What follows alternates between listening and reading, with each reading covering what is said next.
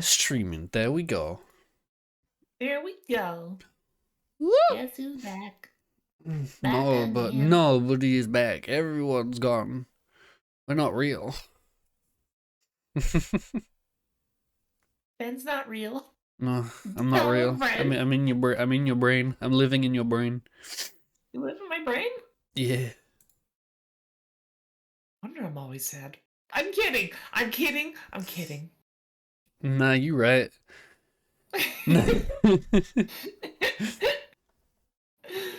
That was so mean of me. I'm only slightly sorry. Lamau. Slightly is too much. Slightly. Oh God. Anyway, let me do the retweet. Quote tweet or whatever. You know how it works. To call me fat. Sure, you're fat. Yeah. Check if this actually works. It do. I hate what they've done with the UI. That is ew, gross. There's like this gross, ugly square outline on the boxes when you highlight them with the cursor, but only with the controller cursor. And I don't like it. Because it doesn't go away when you use the mouse properly. Like sometimes it does, but sometimes it doesn't. And it's really annoying. I don't see the point of having it there anyway. It looks gross. Oh yeah, gotta put the music on as well. The music? Yeah. The royalty-free lo-fi beats to chill and talk about farts too. Well, so far, what are your thoughts on your new audio interface? Like, now that you've had it for a few days. I love the quality of it, but I hate Discord even more because of it. Because if I put it up to the highest quality, which I don't have it at now, Discord shits itself. And it gets all staticky for everyone else, which is fucking dumb. Fuck you, Discord.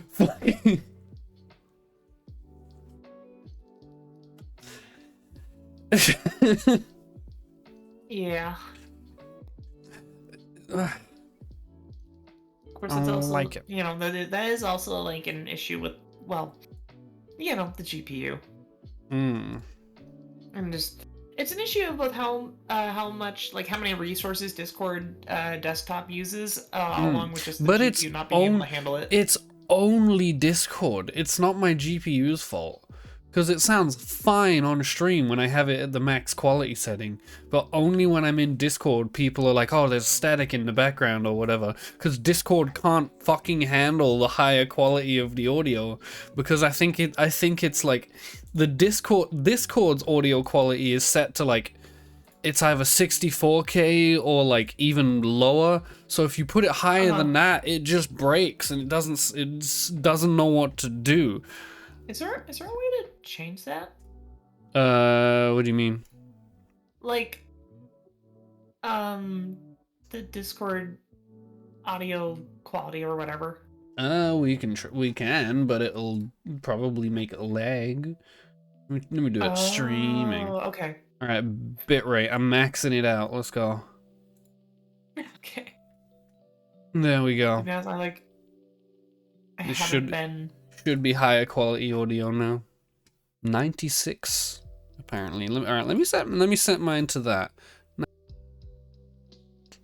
XD. All right, I set it to 96.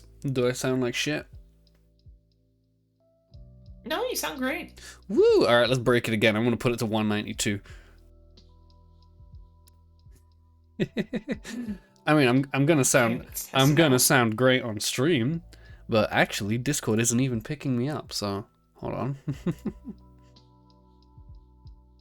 No, yeah, I hear you on the stream. Fuck. Just not on Discord. No, still not picking up. Ooh, Discord. Ooh, you doing it. Ooh, XD. Oh, it's doing it all right. Switch it to that, and then switch it back. No? Discord doesn't know what to do. God, fucking shit software. Alright, back to 96.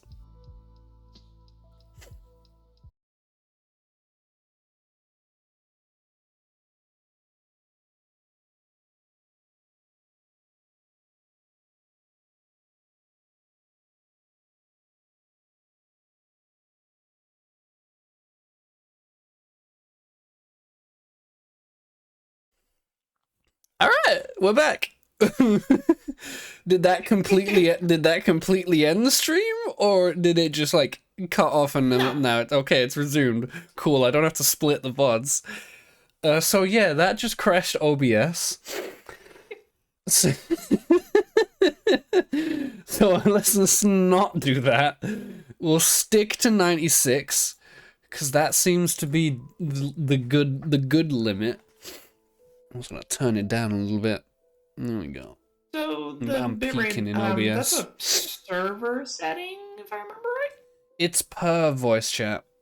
I'm just dumb. Per voice chat. Okay. 96 is a decent quality, though. I'll stick to that.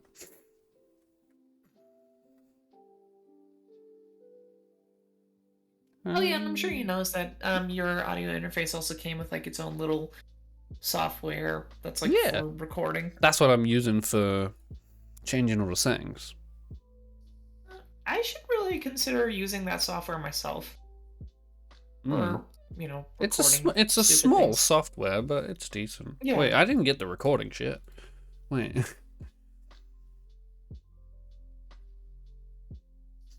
Have I been lied to? I don't know. I just noticed an input setting and an output routing. Yeah. Oh yeah, the output routing. Oh, output routing is not supported on this device. That's cool. Mine neither. That's cool. And why is it there? Good question.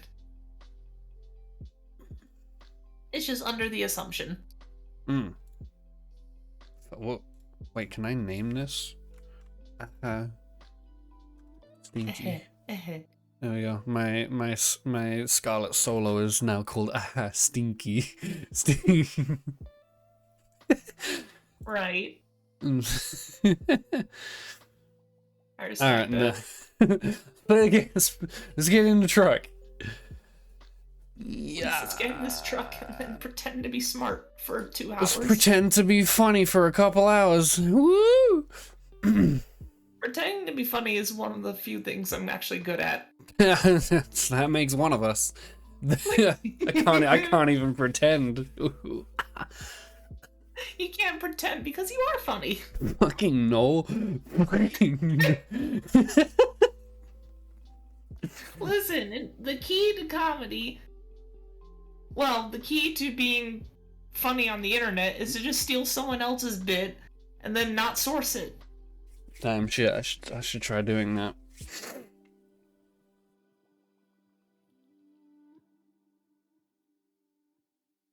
Sometimes I worry that my microphone just picks up the random notification sounds on my phone. I don't hear it that often anymore. I remember with your old microphone setup and stuff, it would come up every so often, but I don't hear it as often. Plus, it's fine. I like your notification sounds. You got the sneezing and the I think do you have butt tube as one of your notifications, right? Yeah. I'm pretty sure I still have that audio clip saved on my phone as well. I would also set it to my notification sound, but my phone is always on silent, so. Oh yeah, that's fair. I'm one of those kinds of people. Yeah.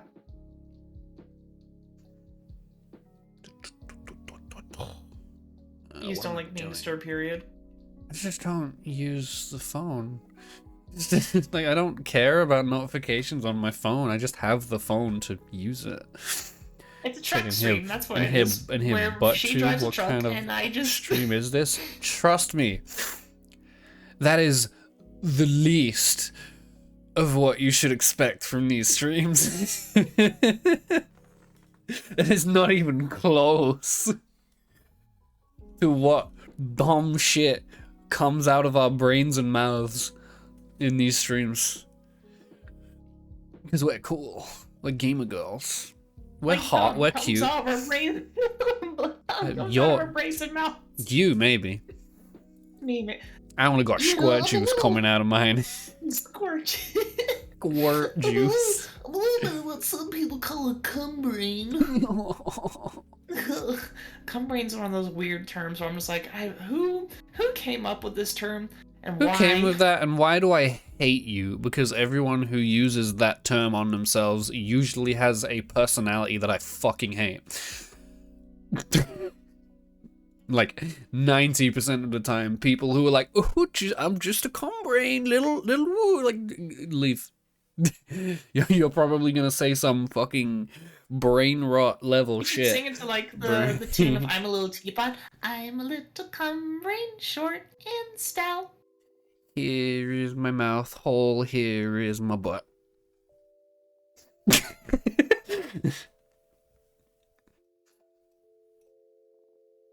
Improv. Here is my mouth hole. Listen to me shout. What you're gonna say? Listen to my butt. Listen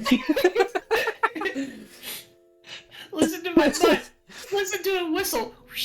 I was about to say we've already gotten to the fart. All right, well we can scratch that off the bingo.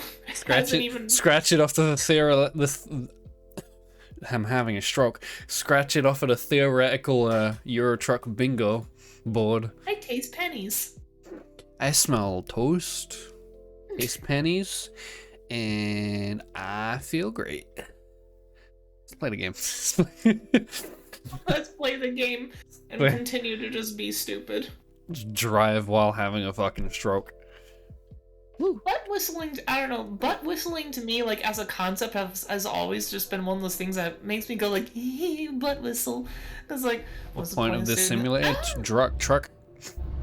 Yep, truck. I'm gonna put a kazoo up my butt. That goes beyond a butt whistle. Because, I mean, I understand what, like, the original meaning of what people mean, like, you know, making the butt whistle. It means you've been, you know, just pounded in the butt so much that... It's too wide. No clapping. It's just air passing through. It's just...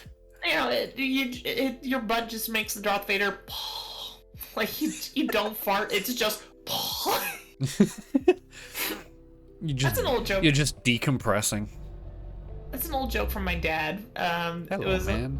You know, no disrespect to my dad, but it was him kind of making fun of gay people, where he's like, gay people, they don't fart, they just go. I mean, you know, he's not entirely wrong, but yeah. But just, you know, but B-U-T-T. With an E at the end, because some people like to add the E and it just looks silly. Booty. I do that sometimes. Booty. Booty, please. Don't you just want a little booty? Ah, that counts. Thank you, game, for being very generous with parking. Barely even in the rectangle, but I'll take it. Fam, the only people that are generous with you are me and... That's because you're generous, Panda. True.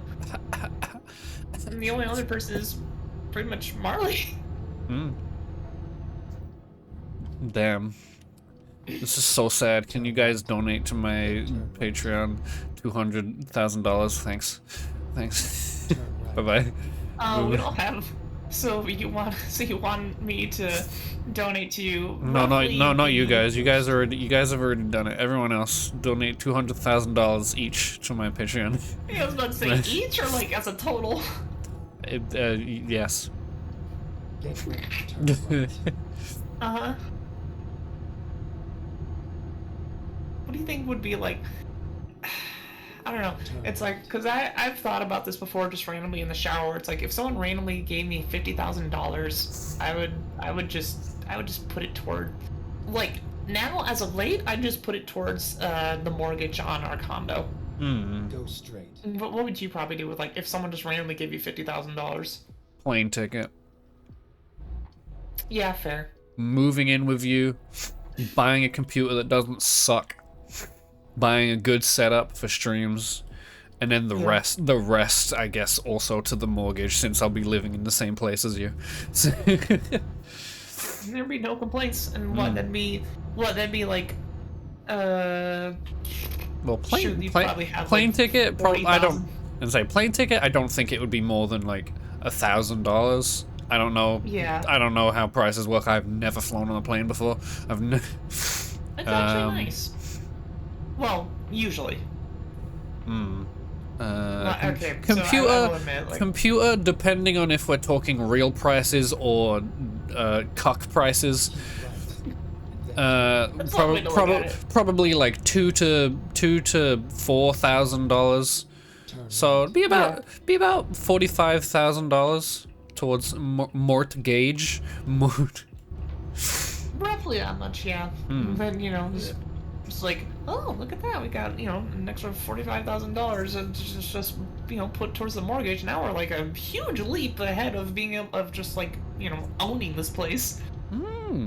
It's like, you know, albeit it is still relatively small, but definitely for 2 people it can easily work. Yeah. And in theory, two people and a small like, idiot. Yeah. Tiny little baboon just in the corner, just like screaming in her little corner because the game won't do the thing she wants it to do. She's getting mad because she doesn't know how it works. Peeks out every once in a while just to be like, Cheeto. Don't ask me why Cheetos. I'm screaming 24/7. And then the 24th hour, I just come out, go, mwah, and then come back, and then run back. It's like, you know, because I was, I was trying to stream the Dana Gould bit off the plugin Amazon. But Amazon Prime, XD. whatever. Yeah, but Amazon's like, you can't screen share that. That's funny. But luckily you it's can't comedy, you so... can't screenshot that. What screen share that? We're still figuring out how to charge you extra for it. Right. Yeah. I mean, honestly, I wouldn't put it past them. That wasn't. I do remember that was a thing that they were trying to do with like the Kinect or some shit, where like they would they would scan how many people are in the room and then charge extra based on how many people are watching. Just like the dumbest fucking thing. That is the most capitalism thing I have ever fucking heard. That's like, oh my god, that's like shit. At that point, please just make me pay for oxygen. Like, holy shit. Make it the Lorax. I was gonna say, make it Spaceballs. Yeah. Where, you know, God, I haven't watched that in so long. It's still funny. I don't remember shit from it. I'll have to like buy a Blu-ray of it. So there is like a collection of Mel Brooks movies. They're on this, you know, they're on this Blu-ray set. I've been meaning to buy it for some time, and then I need to buy myself like an external Blu-ray driver. Yeah. Then I would just screen share movies for everyone. Just be like, let's watch some really fucking funny movies. Yeah. Including Blazing Saddles. I still got a few stuff that we need to watch. I still have Black Dynamite. I still have. That movie's so good. I love it. I still have that one series. I forget the name of it. What's it about? The one that Pyrocynical did an 8-hour-long video on. Utopia. Oh yeah. Yeah. Because it looks good.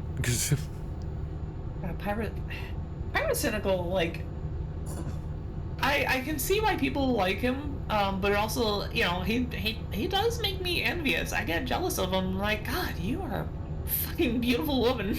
I was gonna say, I fucking hate Pyrocynical, because he is not even trying, and he still makes a way fucking more attractive woman than I will ever be. No, same here. Same here. Like, goddamn. I mean, I also understand that he's still very young, but Yeah, so am I. Yeah. fair. He's older than me. And I'm older than him.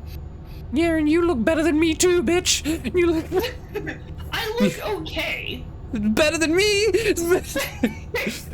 I look shit. Well, listen, you've got a good personality. Damn. Is that where we're going with this? You set me up for it. I got a face for radio. I got. Whoops! Speeding offense. Whoops. Maybe like that. Oh man, what's the last thing that like ever made you laugh so much that you just hit your desk? Oh, God, I don't know. You know, my memory's like. Don't you wish your memory was a little less? Shit. I don't know. See? I don't hit my desk for thing like when I'm funny. Lamau XD. When I'm laughing or like finding something funny, I don't know. I just kind of like curl. I do like the stomach grabbing laugh, like this. Okay, you get you do like the oh shoot, wow, I'm an idiot and I just forgot his name. It's Captain America's actor. I'm so stupid, I just forgot his name. I don't know his name actually. I don't know why I'm trying to guess. I've Chris never Evans. known his name. Oh no, I was right. I was trying to say Chris. I was thinking of a Chris, but I was like, no, wait, isn't that the actor for Thor? But it also is Chris Hemsworth. There's too many fucking Chris's in Hollywood. Get him out of here. Chris Evans, Chris Hemsworth, Chris Pratt. That is a lot of crit. Chuck E. Cheese. No, okay. Chris Entertainment Cheese. There's an actual movie idea for you. And in 5 years, some executive is Into the going Chris to, like, verse. into the Chris verse. No, but just you get all the Chris in Hollywood, and you do like this sort of identity crisis thing, where it's like, which one's the real Chris? It's the Chris over episode. The Chris. It's like my level of humor. My brain's quick sometimes. Oh my god, but that would be, oh my god, like that's in the trailer for the movie. It's the ultimate Chris over. That would just be the title of the movie, Chris over. Like that's what Hollywood would do. Hollywood love those fucking like one-word titles. It would just be Chris over in like fucking Fortnite font on the top of the poster, and you have all of the Chris's like standing there. What I should have said earlier. Wait, no, this is the name of the movie, Identity Crisis. That's beautiful. I love that. There you go. And we'd see like all these Chris's in Hollywood. They end up taking over in like different movies. We'd see the passion of the Chris. It's like a kind of fantasy sci-fi thing where like they're all still Chris's, but their minds get swapped or some shit, and they're not sure. They don't realize a lot of the time because people still call them Chris until they like see the other Chris like on set, and they're like, wait a minute, that's me. That's me. Wait a second, that's me. I'm Chris. And they all have to like work together as the Chris crew to to return to the original Chris's. Oh, and it takes place around Christmas. Oh God. It has to take place around Christmas. Yeah. The ultimate Christmas movie. God, don't pull a Die Hard. It's a Christmas movie because it's set during Christmas. No, it fucking isn't. Shut up. Hey, no, it It stopped being funny like 20 years in. Now to be fair, they also make mentions of it being Christmas time and make, you know, Well, like no Christmas one-liners. no shit. It's set during Christmas. So that makes it a Christmas movie. Does that not make it a Christmas movie? What defines a Christmas movie? If it's about Christmas. Being set during Christmas doesn't mean it's about Christmas.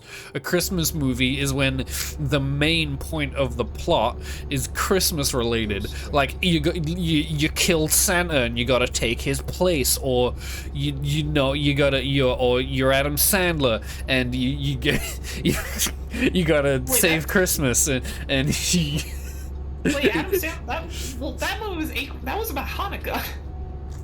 I know. That is the joke. But yeah, like, it's gotta be about Christmas, not just set during Christmas, because that's stupid. Well, so is The Nightmare Before Christmas a Christmas movie? Well, kinda, yeah, because it's about Halloween and Christmas. He's bringing them back to what they're supposed to be, instead of it being the weird, fucky amalgamation of whatever happened in that movie, because I don't remember. Whatever. I should watch that movie again, just like off topic. It is a good movie. So, I just don't remember anything about it. I'm still thinking about all the Chris's, and it's like... I'm just trying to think of more Chris's. Well, I'm thinking, like, here's what Hollywood do. Hollywood would absolutely do this. They would desecrate people like Chris Farley and just, you know, have like digital versions of him brought back, just like be like, look guys, it's Chris Farley. He's somehow still alive. It's like, fuck off. He would be speaking down to them as like the god of the movie. Like he's the one who switched. He's the one who switched their bodies. They get a sound alike. They get a sound alike for Chris Farley just so he can say, "I was originally gonna be Shrek." And then the climax of the movie is because it's Hollywood. They have to take on everyone in the music industry that's named Chris. All of the SoundCloud rappers, Lil Chrissy. Lil Chrissy. He's just like, no, I didn't want this happening. And then Chris Tucker has to take on Lil Chrissy. Chris Tucker, of course, being, you know, the what's the word? Chris Tucker just basically being like a fish out of water amidst all these other Chris's.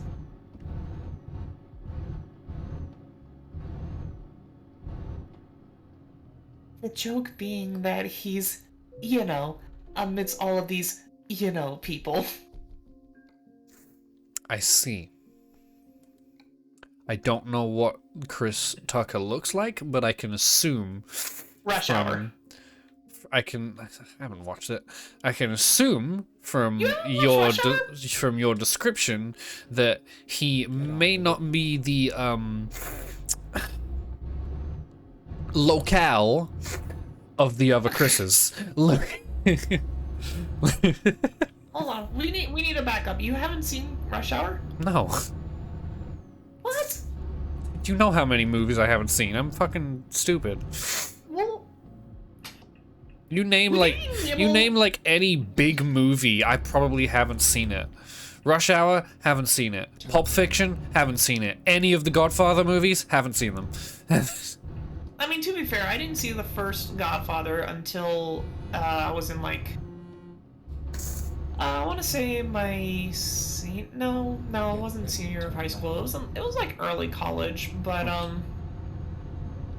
and I've still never seen The Godfather 2, which I'm told that The Godfather 2 is better than the first, but I don't know. I just haven't seen it. Godfather, really good movie. I'm told the third is bad, whatever, so I probably won't watch it. But I love bad things, so I would probably watch it. Why do you think I still want to stream Dead Space 3 co-op with someone for like a Halloween series? Actually, that might be pretty good. Or like an October series. Everyone says that game sucks, but that's why I want to play it. Whoops. Well, I mean, with tilted. that in mind, like, because, okay, for as much fun as we did have in Resident Evil 5, Oh yeah, no, there were parts of that game that genuinely pissed me off, but like, And it was mostly just because like the PC version's just bugged. it's just 'cause shit didn't work. Yeah, I am having trouble with this light post. That'd be really funny. They like, oh my god, not just the Chris's in music, but just every Chris in like video games. So they have to team up with Chris Redfield. Oh no. Oh no, you're stuck. Wait, differential lock. Save me. Save me, come on. Come on. Step, bro, what are you doing here? Oh. No. No. No. No, don't do Mario. it. No, don't do it. No. Alright, I think we might be good. Still makes me laugh, and it's old now. No, what am I stuck? What am I stuck on? You little slut. I mean, to be fair, that is realistic. I hate this. Drive over it, you fat ass. See, what we don't know is that there was a miniature Chris somewhere. Chris from Undertale. Oh no. That put it there. That might work. Wait, no, I'm an idiot. Deltarune. Chris from Deltarune. Aren't they also? Fucking god. Aren't they Well, also in there's Chris Undertale? From Undertale, and then there's Chris. I'm pretty sure it's Chris as well. There's Frisk, Chris, and then Chara. I still think it's supposed to be Kara because it's like character. I don't know or care. It's the yellow one. They got this yellow shirt. I don't mean yellow one like that. I don't mean. Oh my god, can I get out of this fucking light pole? This fucking piece of shit. How? How is this doing this? How? I hate these fucking trailers. You just gotta back up. I can't. I also get stuck. So you're perpetually just stuck. You If I turn enough. There we go. I swooshed it out. You're stuck between a hard place and a hard place. Oh my god, I'm gonna delete this game. I'm gonna... How is... This truck is doing... It's doing this on purpose. It is doing this on purpose. This to me is a gold mine. I'm the fucking steamroller from Austin Powers. There we go. That's exactly. Oh wait, differential lock still on. Boop. Or the boat that got stuck in the Suez Canal. XD. I gotta agree with Mega 64. That guy had balls for trying to trying to make that turn in the Suez Canal. Yeah. And getting it stuck for 2 weeks. Right. Funny. You know, there was probably a Chris on that ship. Turn right. Wasn't it like a cargo ship? So there probably weren't a lot of people on it. Yeah, it was a cargo ship. Could have still been a Chris. What I'm waiting for is I'm waiting for the internet historian to do a video on that. Oh boy. The fact that he hasn't done it yet, like, I mean, there's not really much to it. It got stuck, and that's it. I guess, but Unless I it don't know, was I like thought a he was- section in one of his other videos. No, not that I've seen. No, I mean like It's like- unless he made it like a section in one of his other videos. I don't know if it would make like a full internet historian video on its own. I don't know. I've never seen him talk about it as of yet. Maybe he's just gathering research. I don't know. Because the amount of research that like goes into those videos is astounding. Yeah. Turn. And that's partially like what makes it so genuinely entertaining and just downright funny. Such as, of course, with the Costa Concordia, where it's like, how did this man become captain of this ship? Yeah, it was just complete luck. And he still fucked it up. Yep. So I guess in other news, Richter and I, we're like, I would say we're about halfway done with packing. Can't wait so, for you know, you guys to we're- get into the new place. Yeah, And all like and set we're up.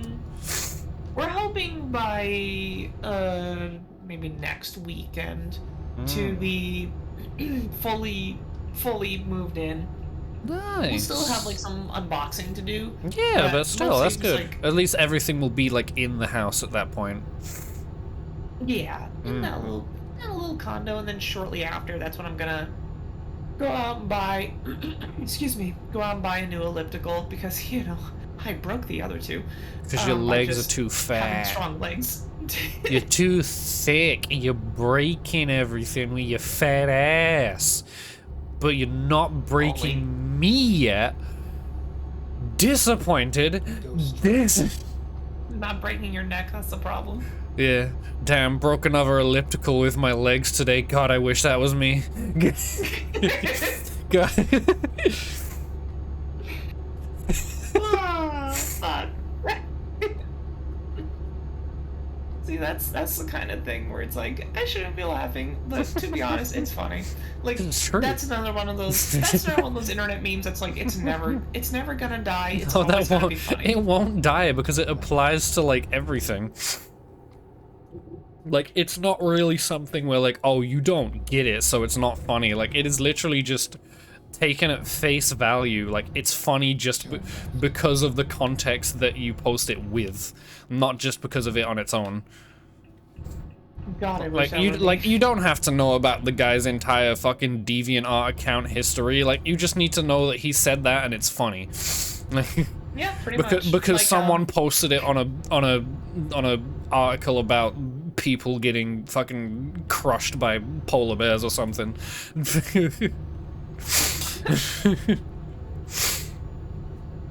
being crushed by polar bears. God, I wish that were me.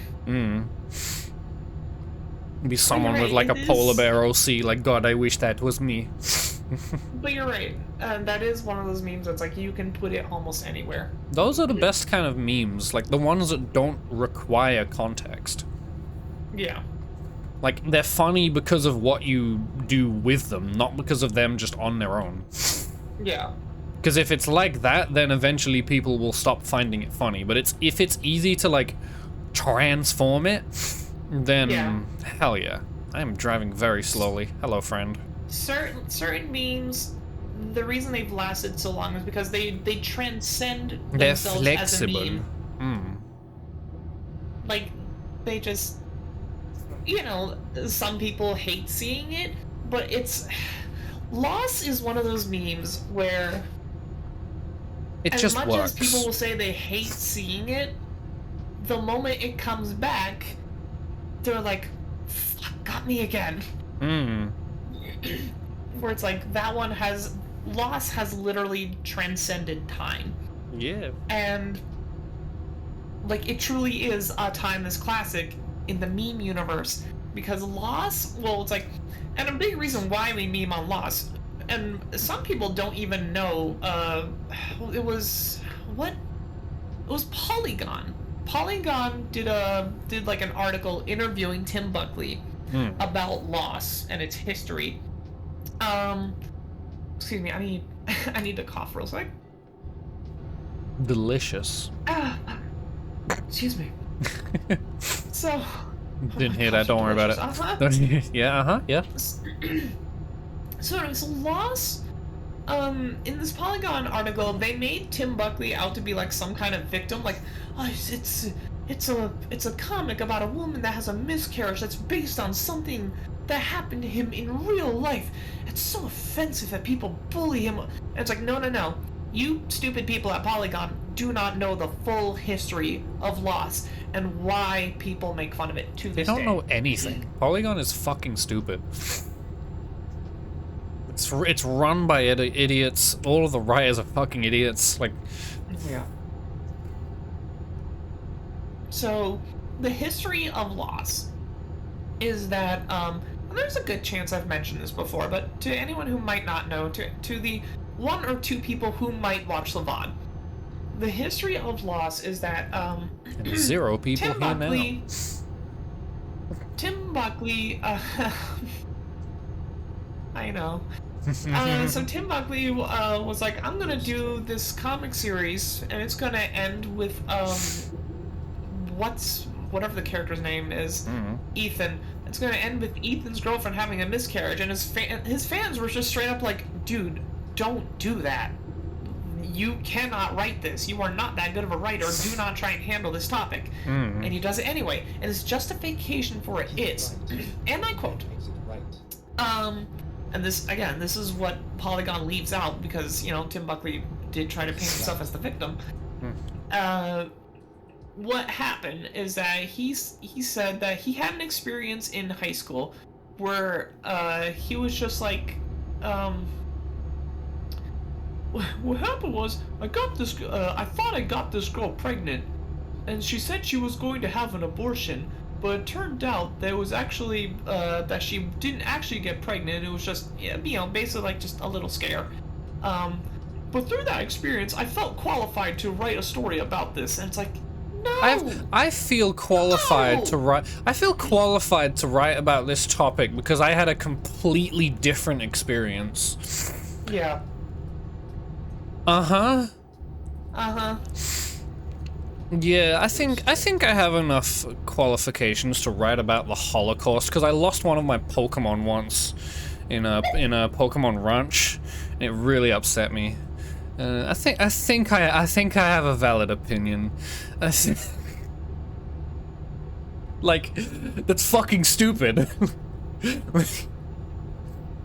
I didn't think you'd go that way. I mean, if I'm gonna prove a point, I'm gonna prove a point. I can prove the point along with you. You know, I think I feel qualified to talk about George Floyd because I lost my copy of Luigi's Mansion a long time ago. I don't know if I should say that. Oh no. It's like, no, I'm not. No, I don't think I don't think I'm gonna say that. Oh no.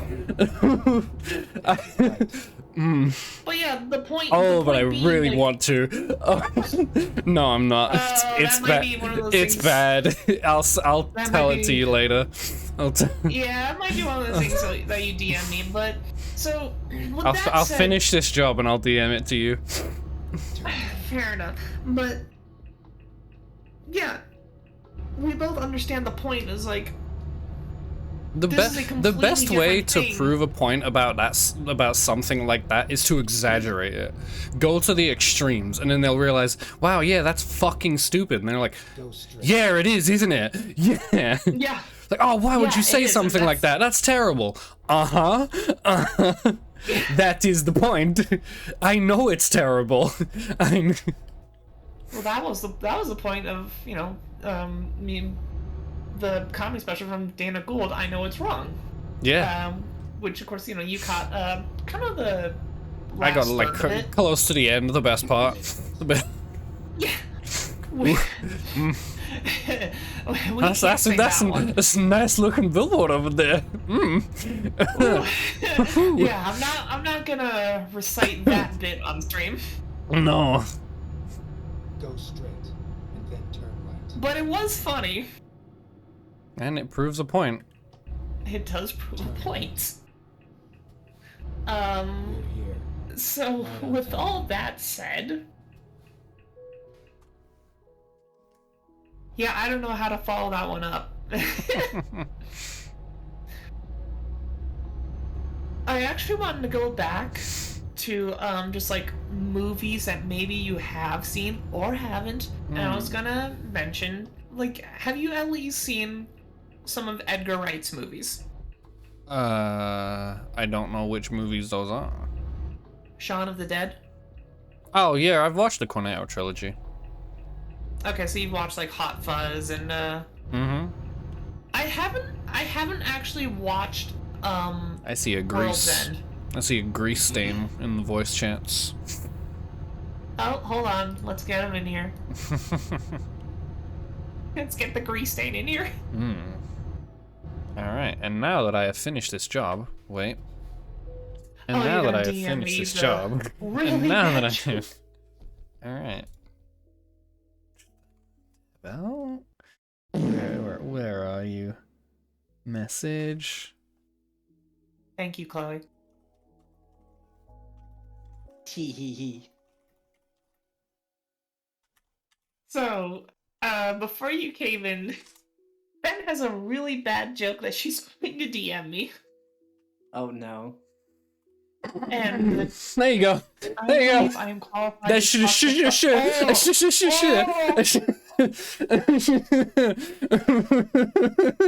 It's pretty bad, isn't it?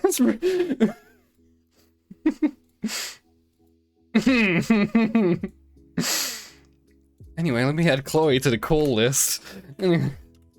Oh no. There you go. My Ooh, spicy. I'm level 41, king of the road. Let's go. Oh my god. Oh, So Chloe, how have you been? hi. I agree, Me honestly. too. I've also. Well, Eh. I don't think we'll. I don't think we'll bring that one up at any point soon. No. Okay. So, to go back What are we to waiting the Edgar Wright movies, I've never seen World's End. It's alright. so I As don't- much as I remember, it's good. I don't know what it's about. Well, aside from the world ending.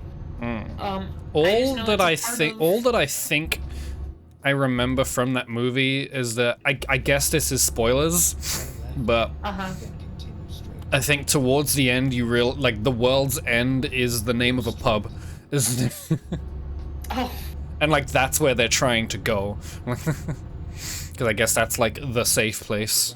I don't know. I see. Gotta watch those again. Download all 3 of them and just watch them all in one sitting. See, another movie that I still have not watched, and as I've heard, it's this director's best work is Once Upon a Time in Hollywood. Oh, I've heard of it, never And- watched it. Yeah, it's from wow, holy shit! I know my brother watched I'm an it with idiot. friends and they said it was good. Which Kill Bill director. which is good. Which is a good word because one of my brother's friends has studied film in university, so I'm sure I can judge his tastes pretty well. Fair enough. So what you mean to say is he's a snob? No, he just knows good qualities. That's He fair. also watches Red Letter Media, so he's based. He's in red pilled. Based in Red Letter Media pilled. Get ready. Based in No, Rich Evan so- pilled. Based in Chris pilled. Turn left. Based in Megapilled. Wait, holy shit! With the Chris talk, when I was saying like the passion of the Chris, I didn't make the joke. The power of Chris compels you. The Passion of the Christ. That should be the name of the Oh my movie. God, wait. It's the passion of the Passion of the Christ, but everyone is played by an actor called Chris. Oh my even god. the female Titanic has a female christening. actors we can A get christening. Christinas. They count. Christina's count, yeah. What movies are we talking about again? We're talking about a hypothetical movie where every major actor called Chris is in the same movie, where they all get like mind swapped with the other Chris's, and they have to find a way to like get back into their original bodies, and it's called Identity Crisis. And God. the trailer Thank the trailer font for calls that it one. the old Chris over. Yeah. I'm proud of myself for Identity Crisis. I will die on that hill. Well, just better hope no major corporation tries to steal that title. No, they will in 5 years. They won't. It's too creative. True. It's not streamlined enough. They'll just they'll just Identity retcon the Endgame ending and make another Avengers movie. You're telling me that Identity Crisis is not streamlined enough? Right. And then exit right. Actually, no, you're right, because they would just call it Crisis. Wait a sec. There would be a scene. There would be a scene where like the Chris's they find this cave and they see a bunch more Chris's that are in cocoons. They look like cocoons, and then like Chris Hemsworth is like, "That's not a cocoon. That's a chrysalis." Keep right. And then we see more Chris's being born from these chrysalises. Oh my god. It's like an We're just it's like, like an ancient nerd. it's like an ancient cycle of like Chris rebirth. Exactly. Like they're actually the same Chris's from thousands of years ago, but they get reborn into other bodies and live life as the new Chris. Thousands Coming of of years Chris. ago.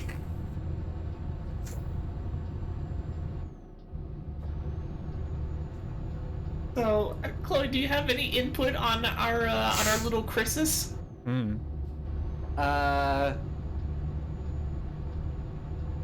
I can't think of anything. Oh, that's may the body of Chris. May the body of Chris compel you. The blood of Chris shed for you. They only drink Crystal Skull vodka. Crystal Skull! That's the big villain is actually Dan Aykroyd. Because he has the power of the crystal! He has the power of the Crystal Skull. And he's abusing his powers to profit off of vodka. The vodka it's normal vodka for everyone else, but if a Chris drinks it, they gain superpowers. Yes, they I love this. gain foresight into their next Chris's life. Yeah. Yeah. Yeah, speaking of movies though, there is a series of old movies that I've started to watch recently that I think you'll be happy to hear. The Pong. Mm-hmm. I never got to watch them, like, at any point in my life, Oh. but I have started watching the, Back to the Future movies. Oh. Oh, nice. I haven't watched those either. Oh, Go straight. you gotta at least watch the first. I've watched the first, and by accident, I've watched like half of the second movie from a bunch of friends that were watching it in VR chat. Oh, fair enough. I will say, like, so this is where my brother would actually come in handy because he loves Back to the Future, like just the whole trilogy. So it's like if you had questions regarding Back to the Future, I'd have to point you in his direction and just be like, okay, you're a Back to the Future nerd, you answer this.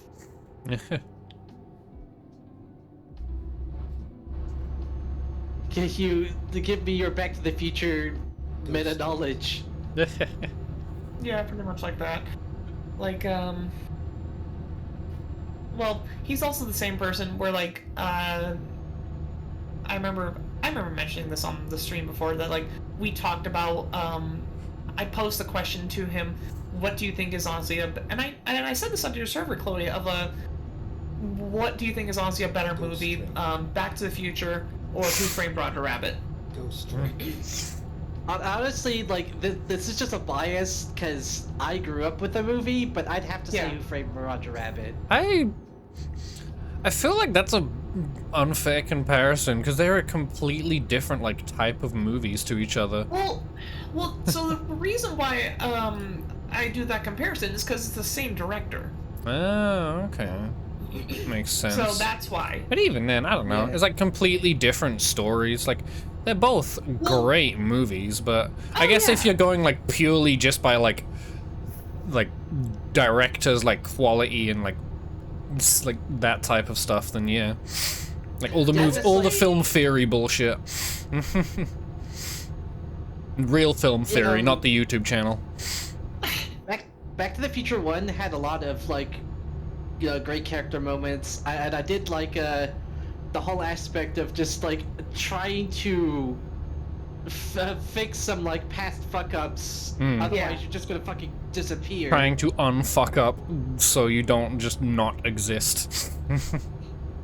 But I really love like a lot of like the acting that was in Who Framed Roger Rabbit, because like you have to be like, you know, a top quality actor to just be doing those kind of lines at basically nothing. And yeah, that's something, and again, considering like he loves that trilogy, me asking him that question, he gave a really good answer. And he also said Who Framed Roger Rabbit, because like we both agree that Back to the Future, especially the first one, has like more cultural relevance. Yeah. You know, there's like more references to it in media and whatnot. And again, still a great movie. But in terms of being an overall film, Who Framed Roger Rabbit has that like slight edge on it because of, again, the fantastic acting, the effects that still hold up. Yeah, it still looks great for like how experimental as a it was. story, like just as a story, it's also just like overall just slightly better. It was an interesting discussion we had. Yeah. Sometimes we talk about serious things here. Sometimes, and other times we just. And other times we go, ha ha, doo fart, booby. Sometimes we say Chris. Oh my god.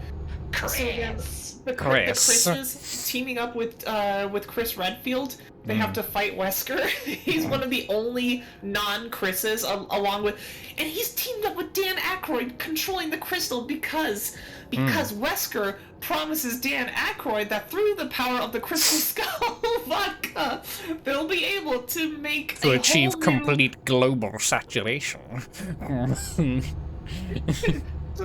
So what they have to do is they all have to basically play the characters that they're most well known for. Like Chris Hemsworth has to be Thor, Chris Evans has to be Captain America, but instead he ends up being Lucas Lee and Scott Pilgrim accidentally, and he's like, wrong costume. He just goes off screen, then comes back as Captain America. But like the power of the Crystal Skull actually gives them those powers. Yeah. So they use that to defeat Dan Aykroyd and Albert Wesker. Meanwhile, Chris Redfield is just really fucking buff. Like he doesn't get any powers. He is just strong. He's still just Chris Redfield. Just now he can punch 2 boulders at once. Wait, what? Did I miss a turn somewhere? This is telling me to go back. At the roundabout. You got lost in the Chris sauce. I think we were too busy talking about Chris's. Yeah, I gotta do a U-turn. Well, it's not a U-turn. It's a roundabout. It's not a legal turn for once. Yeah. We don't have to put that. We don't have to mark that on the invisible bingo. I'm gonna make that tonight. I'll start adding. I'll make the bingo board and I'll start adding to it. And then when you get a bingo. It's like, just a bingo board that I'm gonna be using for Euro Truck streams of shit that always happens. And I also, at some point, I want to do a Euro Truck stream where we stream until we get a bingo, and then as soon as we get the bingo, we just end the stream there. We have to go as long as it takes. We have to go as long as it takes to get a bingo. We're just like, and bingo, and then just. You know, if you do hit bingo, Finn, you need something akin to like like what happens when you say the secret word on Pee-wee's Playhouse, like Yeah. just alarms blaring off, like we got bingo. Woo! No, it'll just be a hard cut. Like I won't even say anything. Like if I notice it happening, I just end the stream. I just Yeah. That'd be so funny. To us, it'd be funny. To everyone else, they'd be like, "What? What happened?" And then no. I'll have the bingo board on screen so people can know what's going on. Also, Chloe, since you're here, it was fun at least streaming the audio of Dana Gould's I Know It's Wrong, and then pointing out like, yes, this is Gex, by the way. Yeah, it's like you wouldn't think it with how he talks, but I guess like in the case of him being Gex, like he put on an accent. He hams it up a bit. Yeah. He hams it up a bit, and it was also him, like, obviously younger. 20 years ago, yeah. And it's funny, he's mentioned on his podcast, the Dana Gould Hour, it was like a few episodes ago, he was like, oh yeah, people do come up to me with like copies of Gex for me to sign it. Oh, People I'm still remember. so if I ever get to go to America and meet, I'm doing that. I'm getting like 12 copies of Gex Enter the Gecko, and just asking him to sign all of them. Even the European version with a different actor. Yes. The Just best like thing right on is, top, Dana Gould. I'm better. Anytime, Signed the better like Gex. me, Sajin, Skyfuzz, and anyone else playing fucking Jackbox games in my server, Sky will always change his nickname to anything like Gex related, like some sort of Gex pun. I love that. Beautiful. I don't even care about the speeding offenses at this point. I've got like 1.3 million pounds, and these are like 2,000 for breaking the speed limit. Man, who cares? I'm guessing one of the puns was like just being Gexy. Get ready to turn right. Getting Gexy. Gexy. Hardcore Gex. Premarital You know- Gex. Premarital Gex. Speaking of old games, I was kind of reminded of a topic I brought up in my server, and you two were already gone by the. Well, actually, I think Finn was still there when I brought it up. Maybe. I left when you finished Minecraft story mode. Yeah. So, I'm sure you've seen the insult people like to throw at like games these days of like, oh, it looks like a PS2 game or whatever, and it's Yeah. Oh, is it that one post? It's like, I've played PS2 games. That's a compliment. Yeah. And I bring that up because I'm wanting to think like, okay, in your all's opinion, what PS2 game either made the biggest impact on you / your favorite? Oof.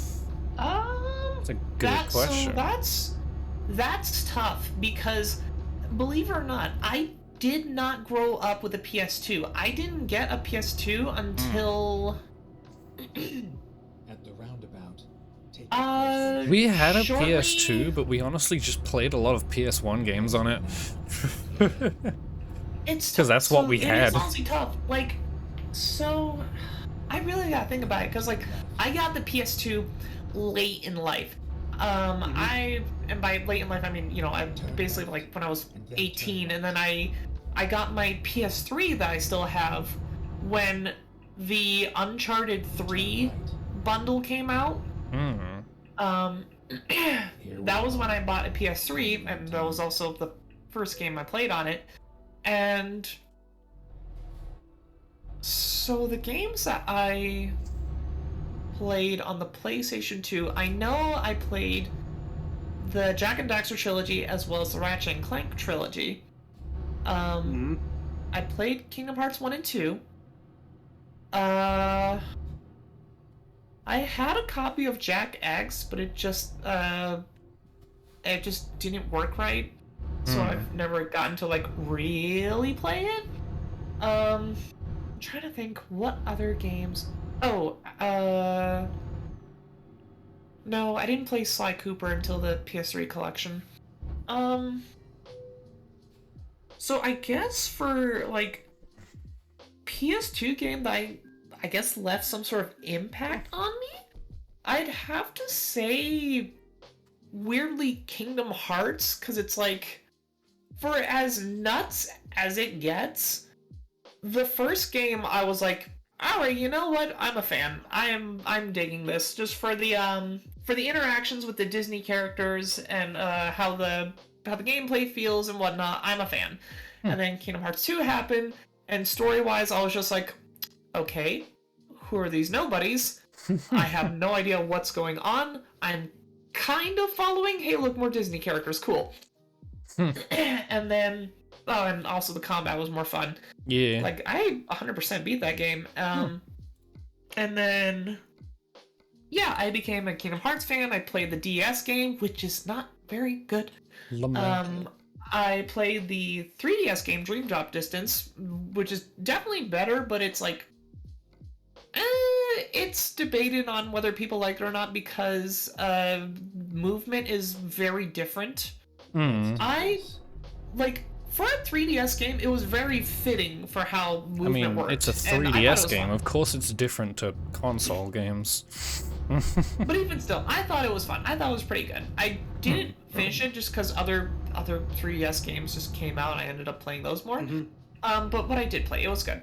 Turn right.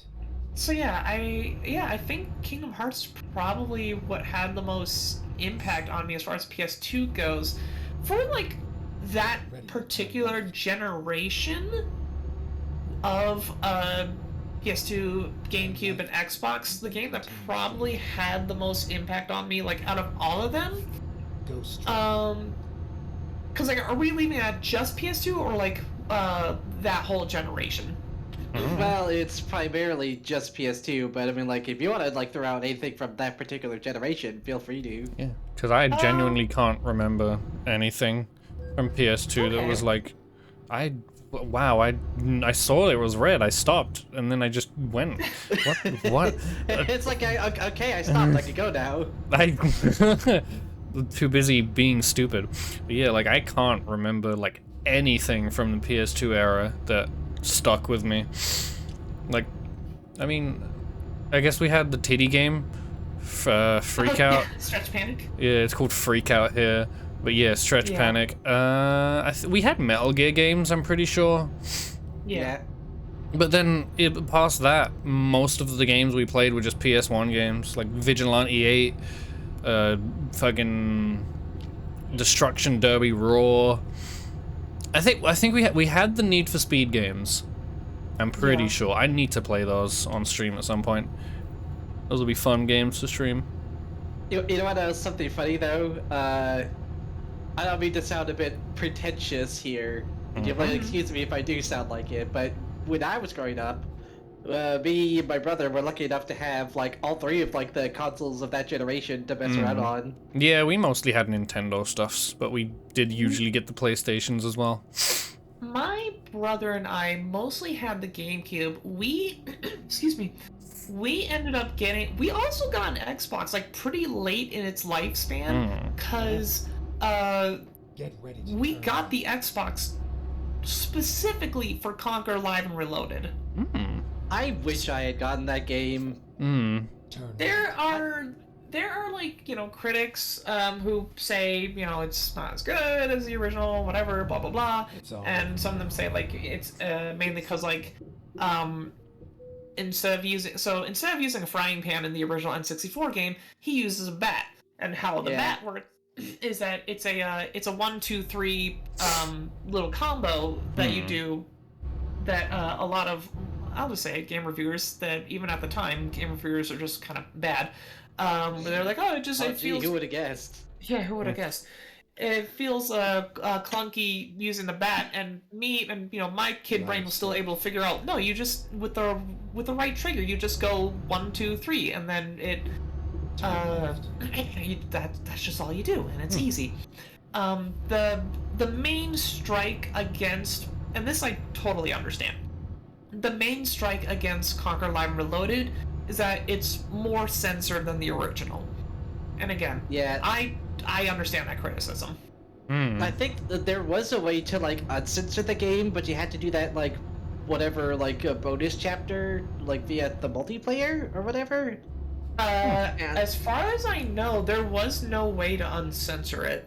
Huh, No, that's I'm cringe. I'm pretty sure like it was if Actually, you beat, actually, so you did remind me. You couldn't uncensor the just the main story mode. You could uncensor the multiplayer mode.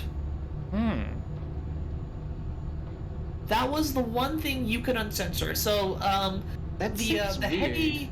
It was a really weird decision, but I did unlock. They probably weren't allowed to have the option to uncensor the main story.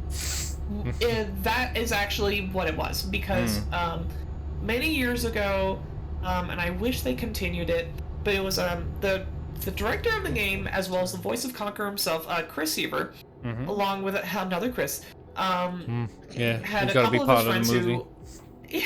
who also worked on the game. It was the three of them basically doing their own sort of let's play on it, where it was just mostly them just like reminiscing as well as talking about certain aspects and just genuine insight on developing Conquer's Bad Fur Day. Yeah. And they point out, they clarify what happened, and it was just Microsoft at the time got cold feet. And then continue straight. I guess they didn't want like people getting mad because they had one too many swear words in it. There was This looks like a kid's game. This shouldn't have swears on it. Me as a parent who's responsible for keeping a track on what my kids plays. It's not my fault that I ignored the age rating on the game's cover. It's your fault for making the game look cartoony. So Okay, go ahead. I forgot what I was gonna say. I was gonna mention like one of the censors being the busty sunflower.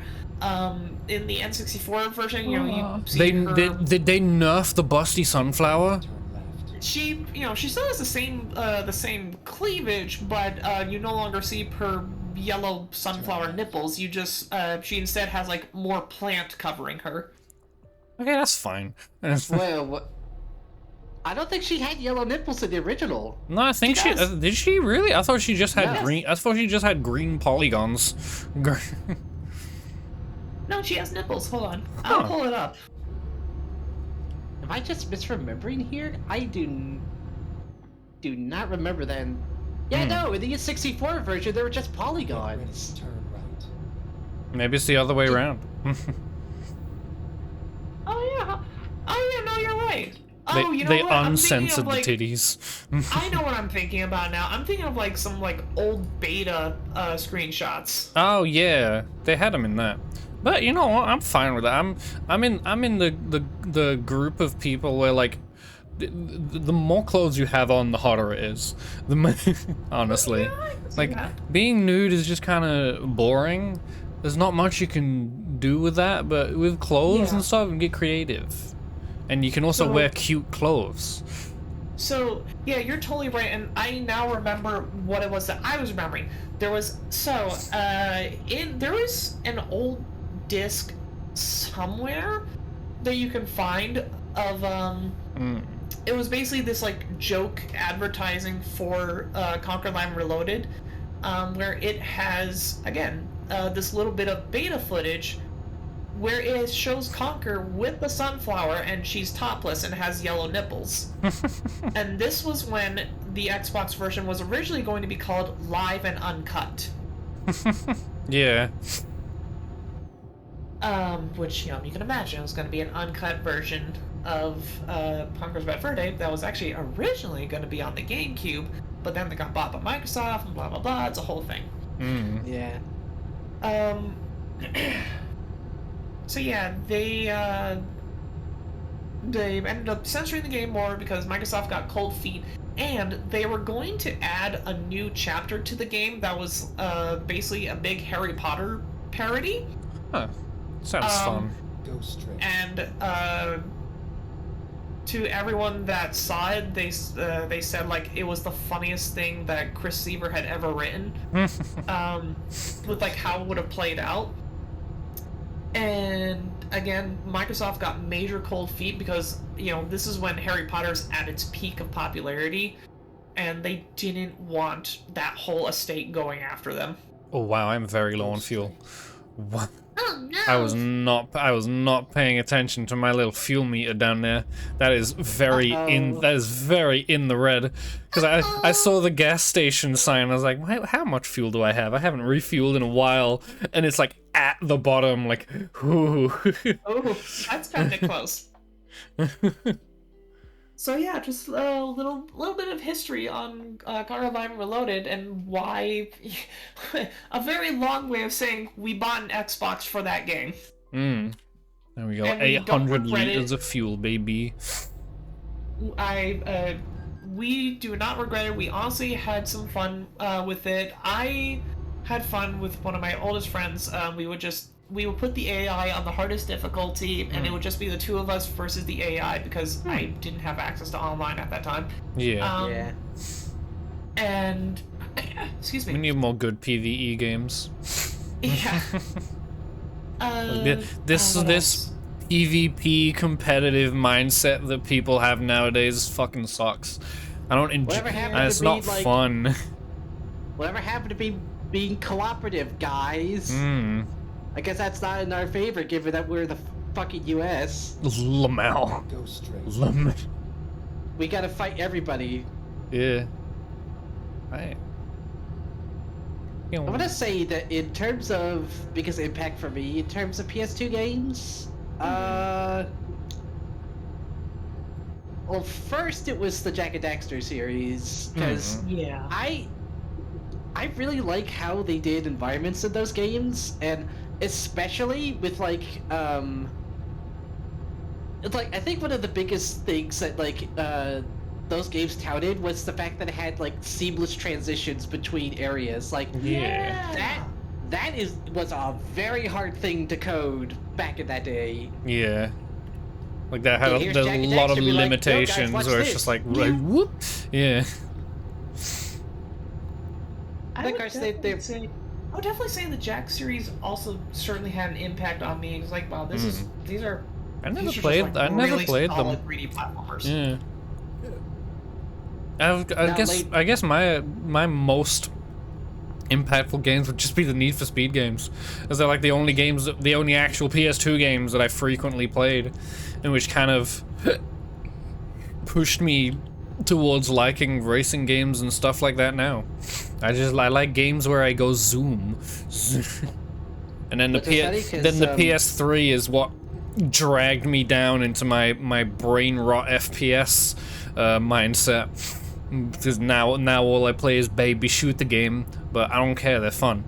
That's why I want PvE games. Give me more zombies games that aren't boring and shit. And Well, maybe you can provide your opinion on this one, Finn. But my friend Sui, he likes racing games too, and he said when it comes to like some of the like the major racing games that were like put out by like AAA companies, he prefers Turn Gran Turismo over Forza because Forza is more arcadey, whereas Gran Turismo is more simulation. You have to learn how to fucking drive. yeah, I love the Gran Turismo games. I played the absolute fuck out of Gran Turismo 5 with one of my friends before the servers got shut down. It is such a great racing game series. Like, I love them. I like them for two different, like, they're both great games, but I like them for two different reasons. Like, Forza Horizon and like just Forza in general are more like arcadey, like laid back games where you can just fuck around and have fun. And then especially with Horizons, like the main focus isn't even the racing, it's like collecting cars and customizing them and like that kind of creative aspect. Whereas like Gran Turismo is fun for that, like you have to know what the fuck you're doing. Which, like, because of Gran Turismo, even in the Forza games and, like, the Need for Speed games, I refuse to drive with any assists on, because it doesn't feel good. Like, The driver assist with like the traction control and all of that stuff just makes it feel worse to drive. But like I prefer using like manual clutch and like all of that stuff when I'm playing driving games. Even in this, if I had a racing wheel, I would be playing this with like manual gearing and clutch and like all of that, because it would just feel better. I could stream those games as well. Gran Turismo games are great. Because like, I'm on the opposite side. I prefer the more arcadey feel, and part of that is because I'm like, look, I drive in real life. Why do I want to feel like I'm doing real life in a video game? Because it feels real. It's exciting. Well, I don't want And it I don't know, to feel real. the driver assist in a lot of games just feel gross. Like it's not even like, oh, I don't like it because it's easier. Like I don't like it because it messes me up, because they kind of like, with some of the things that they do for you, it's like, no, I'm doing that now. I'm gonna fuck up because you did it for me. But like I also sit here playing Mario Kart and shit like that all the time. So like, I love both ends of the spectrum. Well, and I was gonna mention, like, you know, honestly, discredit my opinion, because when it comes to like a I get that reasoning. Well, hear me out. It's because a lot of times when I think of a racing game I have a lot of fun with. Oh hell yeah! I fucking love Daytona. Daytona USA is a fucking amazing game. It is. I love old racing games. Like I genuinely think PS1 to PS2 was the best era for racing games. Like just hands down, those are where some of my favorite. Oh, hello, Cakes. How you doing? It's been a while. My legs are tired. Hey, you know what? On that topic, you actually reminded me of something, Ben. Oh. So, are either of you familiar with a guy named Ross with Accursed Farms? Nope. No, I can't say I am. So you're not familiar with like Mind of Freeman or like the game Dungeon? Nope. I've heard new of it. Switch, playing a lot of Monster Hunter games. Nice. Ross is he is most known for his Mind of Freeman series, and he's still doing it now with the second one with Half-Life 2. I think I've heard of it, but I haven't watched any of it, because Mind of Freeman sounds really familiar. I really enjoy his game Dungeon series, because he looks at like a lot of like really obscure games. Yeah. And what becomes a frequent topic, much to his dismay, whenever he looks at obscure games, and that's obscure games, is the topic of you can no longer play this game anymore. Yeah. Oh. Those are always sad. It's like he doesn't like hate online only games. He hates when online only games have stopped getting service and there's no way to actually play them. There's no alternative, yeah. Like if you oh, what game was it? I forget. Gigantic. Huh? A game called Gigantic. Oh, no idea. No, like I forget which game it was, but like it was an online only game, but once they pulled support for it down, they essentially rewrote a lot of the scripting to allow it offline play. Like it was pretty much the same game with like the online aspects, but instead of like seeing real people around in the world, it was just like AI and like preset characters and like yeah, and that kind of thing. I wish more people would do that. Yeah, because I know in some games like it's kind of impossible to not have the online support, because like you need to play with other people. But like I don't know, man. At least try. At least try. Or at least like LAN support. Yeah. as he's like seeing more and more games that just like you can't play anymore, it's gotten to a point that he's gotten so pissed off about this issue and nobody talking about it that Ghost Yeah, that is very valid. it's gotten to the point where he's like compiled like evidence over the years of you know, various games taken down, how they were taken down, ways this could have been prevented, and he contacted someone over in France that is currently wanting to put this issue to court, and he's trying to see if like some kind of bill could get passed to like prevent companies from pulling this shit. You know what? I fucking agree with that wholeheartedly. Yeah, all the way. I agree with that shit. Because like there are so many games that like I wish I could play nowadays that I just literally can't because they were either online only or the online was like the only part of the game that was actually enjoyable. Yeah. Can we also take Respawn and EA to court for not fucking doing anything about Titanfall? Yeah. Can we like that is not even a joke. Can we I will genuinely want EA and Respawn fucking like held accountable for the fact that they have just ignored Titanfall for the sake of their profitable, their marketable plushy Apex Legends.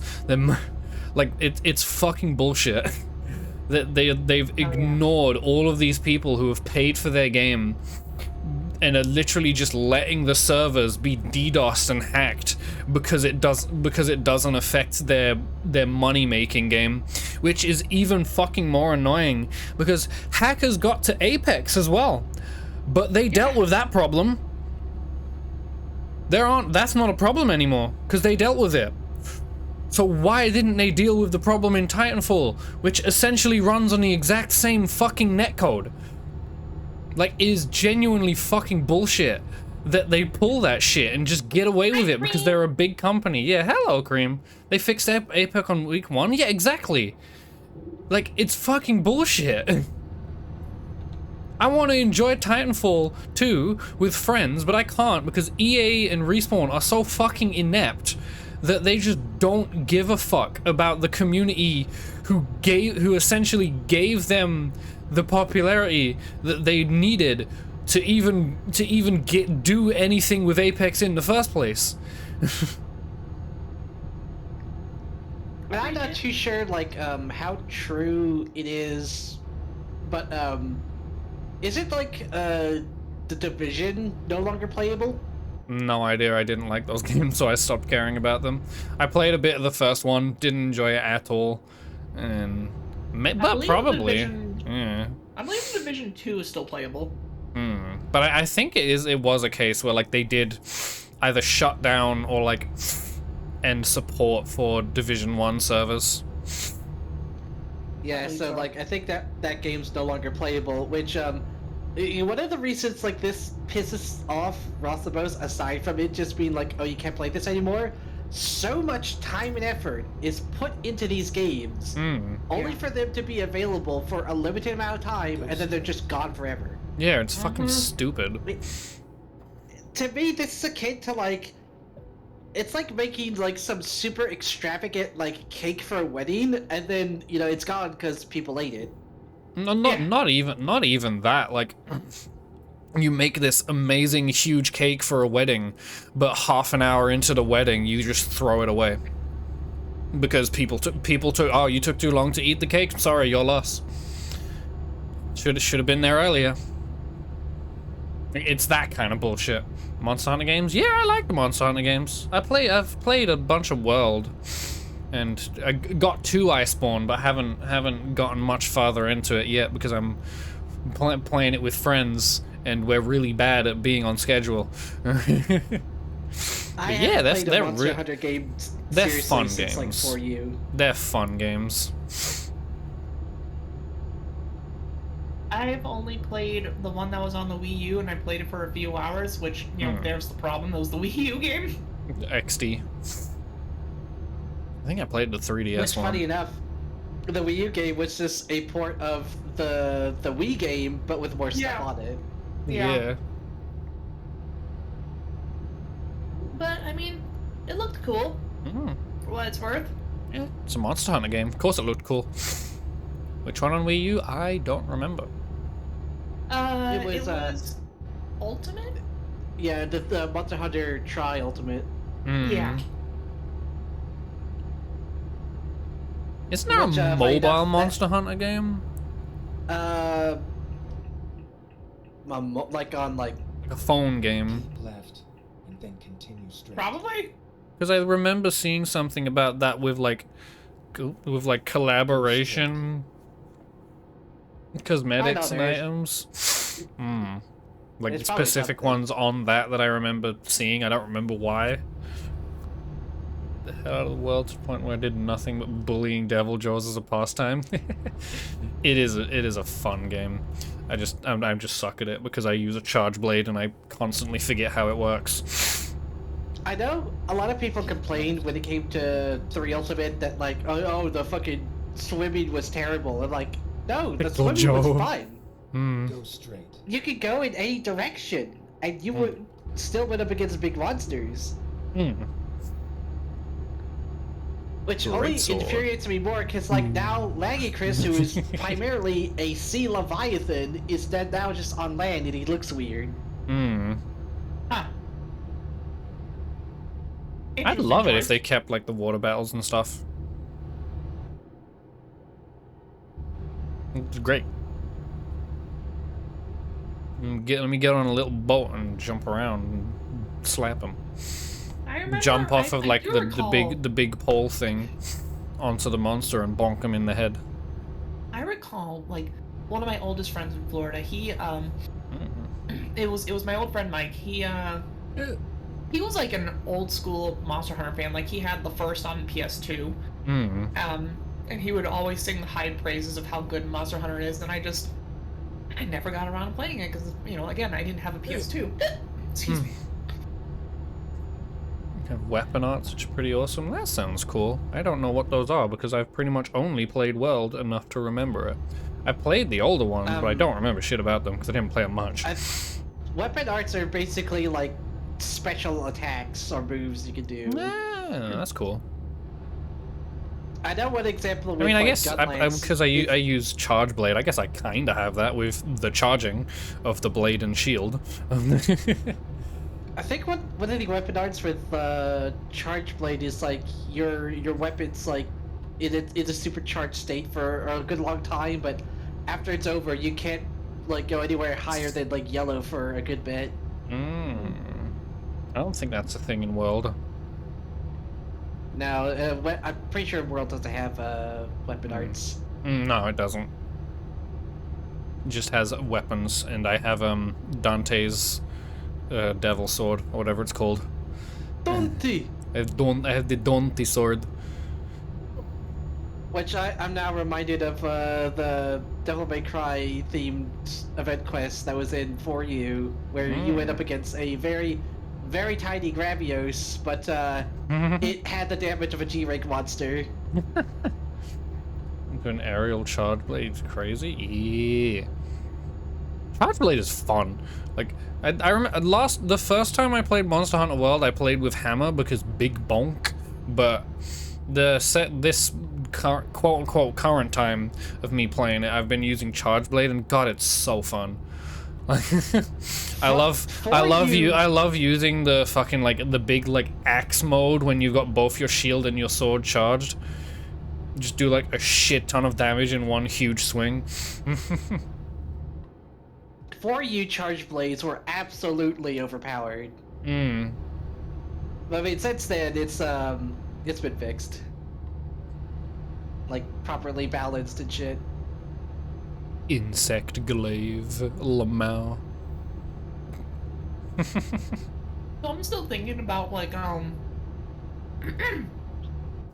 games from the Xbox, PS2, and GameCube generation of like games from each console that like had a sort of impact on me. And Yeah. I was thinking about it, and I'm like, a lot of times, a lot of times when I think about the original Xbox and what I had for it, obviously, you know, I think about the fact that, you know, I had Halo and Halo 2. Those were fun. It was Halo. It's just fun. But a game that like also had an impact on me. Impact as in like I think about it a lot when I think of the original Xbox. And that was Grabbed by the Ghoulies. Oh. Also from Rare. Yeah. And I don't know, that game just always stood out to me for multiple reasons.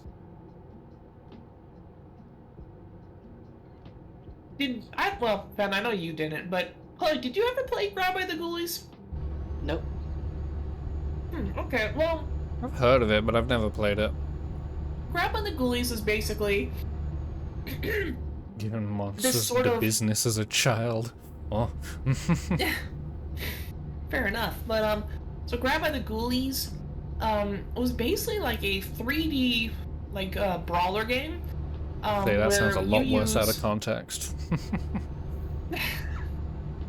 So it's this 3D brawler game where, and don't mind the sound of Richter taping things up in the background as I'm about to sneeze. Bless you. Thank you. So yeah, it was a 3D brawler game where you were using obviously the left stick to move, and you were using the right stick to basically punch and kick. Oh. So it's a very unique setup for a 3D Critical brawler played game, it and it was once. honestly Oh, a lot okay. of fun. I might play it at some point on stream. It Sounds works like really sounds well. like it'd be a decent like one-off stream. I didn't know Critical played it. Yeah, it honestly was a lot of fun. And I will say, surprisingly, like, as a kid, so what would happen is, certain challenges at some point in the game. Oh. Yeah, he's having trouble. Oh no. Let's listen and see if he swears. I shouldn't say that about my boyfriend. So, at some point, See if he within says Grabbed by the Ghoulies- fuck word. Probably. The Grim Reaper basically shows up, and the Grim Reaper pretty much shows up when certain challenges are failed. And as you can imagine, since it is the Grim Reaper, if he touches you, you just instantly die. Nice. But what was always kind of creepy about the Grim Reaper to me is that despite having a cartoony design, it always like kind of scared me as a kid because he has like limited animation. All he does is he just holds out his like on his right hand he's holding his scythe, and he just holds out his left hand, which is like this glowing, sparking blue aura around his left hand, and it's just always pointing at you.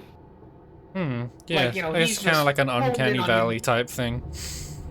Well, It's like it feels different than it should. Like I guess in a it doesn't way. fit. But on top of that, when the Grim Reaper does show up, what happens is any music that might have been playing just drops, and all you hear is like this loud bell, just like. That is, I love it when games do that. Like if you have a horror game that like has music, or like some sort of survival game with music, if you just cut the music out and like have nothing but the game audio to like tell you where something is, that's good detail.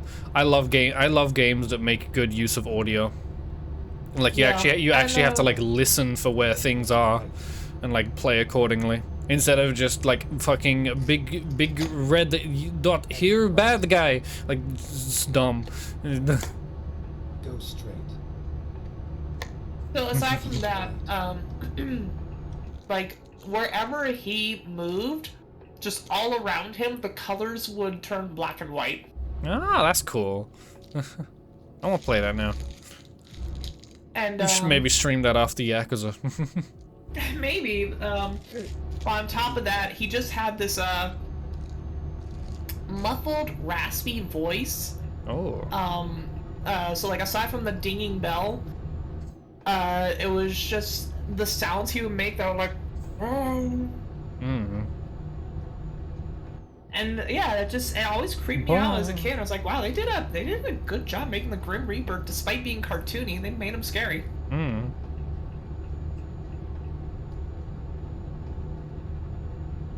So whenever I think about like top Grim Reaper designs, that's usually in my top 5. Exit right.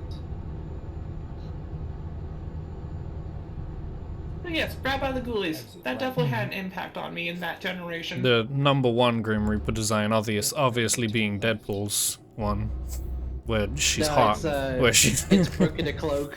It's Brooke in a cloak. Yes, 100%. No, it's the Grim Reaper from Soul Eater.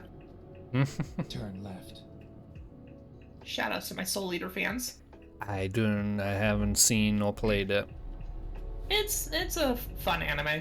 How much impact on me Oh, with Black? Black! I don't know what that is. Black was a first-person shooter where the big draw of it, at least for advertising, was the fact that it had a lot of destructible environments.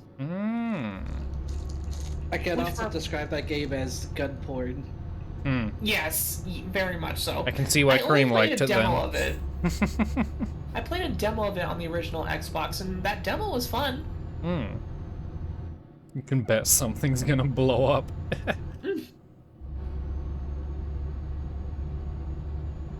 Honestly, she's not wrong. That's very true, even in that demo. Yeah. I miss good shooter games. Everything's the fucking same nowadays. I miss like the old like unique shooter games when everyone's still trying to like kind of figure out what the fuck they're doing with the genre. They got 90% of the guns wrong, but it feels good enough to not give a shit. Yeah, honestly, that's better than making everything a realistic TM. Like, I'd rather it feel good than feel real. Metal Gear and Tomb Raider, yeah. We gotta have more fun FPS games like Slime Rancher. Yeah.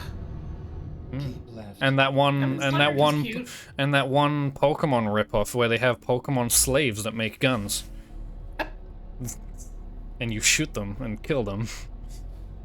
Yeah, that one. A very happy, friendly game. I forget what it's called. But it's like not even out yet. It's coming out soon. We are approaching, and you can't stop us. Black Ops 2. That's understandable. It's kind of like the tipping point of uniqueness. That era of games was like, excuse me, Turn left. God damn it. was like when I played the most demo discs. Getting garbage. Because my brother and I had a subscription to Official Xbox Magazine, where they would Snowblind. almost every month they would send you, leading up basically until the 360, they would send you demo discs along with the magazine. It was awesome. That's how I played a demo of Time Splitters Future Perfect. And it's the only time I played Time Splitters. And that's also why I'm like really hoping that Get ready. so it's been kind of rumored, somewhat confirmed that Time Splitters Future Perfect could be getting a re-release. And I hope it does, because like many fans of Time Splitters will tell you that is the best one. It was also kind of the last one. Just Time Splitters itself is just dumb fun. Very, very arcadey first-person shooter series. Well, another game that I played on those Xbox demo discs was it was from the Unreal series. Back when Epic wasn't just Fortnite. Back when Epic was Jazz Jackrabbit. And they cancelled third Jazz Jackrabbit game that was 3D. So it was Unreal Championship 2 instead of Unreal Tournament. Because Unreal Championship was basically like this like third-person character action game. In a way, It's Fortnite. no, but like in a way, Unreal Championship was almost like an early version of a MOBA. Oh, that's cool. It was actually pretty cool. And then you got stuck with League. And then... Oh, come on, how's that not good enough? It is. No, it's not. Yes. That sounds like Paragon. Oh. I don't know, I've never actually played Paragon. I mean, I'm pretty sure most people haven't. Didn't that game get cancelled or, like, killed? I don't know. I think that's the one I'm thinking of. I might be stupid. That's the one that, like... That's the one that, like, 10 different people are trying to, like, remake on Steam, isn't it? Yeah, Epic dropped it. Yeah, Yeah. unsurprisingly, they like doing that. They sure do. But, yeah, I thought it was pretty cool. I remember when reviews came out, like, reviews for it were average. But I can see now someone picked it up and is trying to remake Steam called Fault. Interesting. Yeah. There's some other, like, versions of it on Steam, but there's... Okay. They're... Here we go. What's the word? Oh my god, what's the word? Mechanically, they're pretty much the same, but there are... Yeah. They're obviously taking, like, remaking it Turn left. in different ways, and some worse than others. Some... Yeah. Get ready to turn right. Turn right. So, yeah, like, honestly, I'd say a lot of those demo discs, as well as, you know, as mentioned, Grab by the Ghoulies and Conquer Line Reloaded, as far as the Xbox goes, those absolutely had some kind of impact on me where it's like, I think about those games. Mm. Now, as for the GameCube, Get ready to turn right. games on the GameCube, because for the GameCube, I can't just list one game that had an impact on me. There were so many games on the GameCube that, like, absolutely left an impression on me. Like, the most obvious, because, you know, people are still playing it, Smash Melee. It's like, look, it's Melee. That's all you gotta say. It's Melee. but- It's the best Smash game, I guess. According to people who I don't listen to. It depends on what circle you're in. It's like, some people will say Brawl is the best because of Project M. Yeah, but that's like, that's well after. That's not like at the time. I honestly, honestly, Wii U was my favorite one. Just mechanically and like with the roster that they had at the time, it's just my favorite out of the bunch. I mean, you know, realistically speaking, Ultimate is the best because like it's very mechanically sound. You got that amazing, for the most part, mechanically sound, and that amazing Fire Emblem roster. hey, at least it has Banjo and Kazooie. Yeah. For what that's worth. Unfortunately, Ultimate does not have Smash Run, and therefore it is inferior. Smash Run was very fun. Right. Like, Then turn that should have been on the Wii U version as well, Only but no, 'cause it's big instead we enough, yeah. got... Like, Honestly, yeah. I think turn I do love Brawl just for like the quote-unquote story mode that they had. I thought it was fun too. I thought fucking the love that Subspace mode. Emissary So was a that's lot the of name, fun. yeah. Honestly, that is another one that like at some point, because you can play that co-op, that is another one that Yeah. at some point I want to like play with you or someone on stream. That'll be a fun thing to go through. And you will be probably be so much fucking better than I am because I suck at fighting games. Well, there'd also be the delay, but for what it's worth, it would probably control more easily than Kirby's Epic Yarn. The Halo Infinite to the Smash community for some reason. Oh, so what you're saying is idiots think it's terrible. Yep. Yeah, what you called it. No, I thought. Like, I'm Subspace sorry, but was like fun. Ultimate, I feel like Ultimate would be like the perfect game to have that kind of story. Like they even Yeah. like the fuck is that big angel thing in the trailer? Like you could have had such a great story with like actually doing something with that other than just having, oh, he's here, fight him, fight the ghost, like, because they had that weird, like, board game thing with Kirby, but, like, where you start as Kirby and collect the characters, but they could have done so much more with that concept, and they just didn't.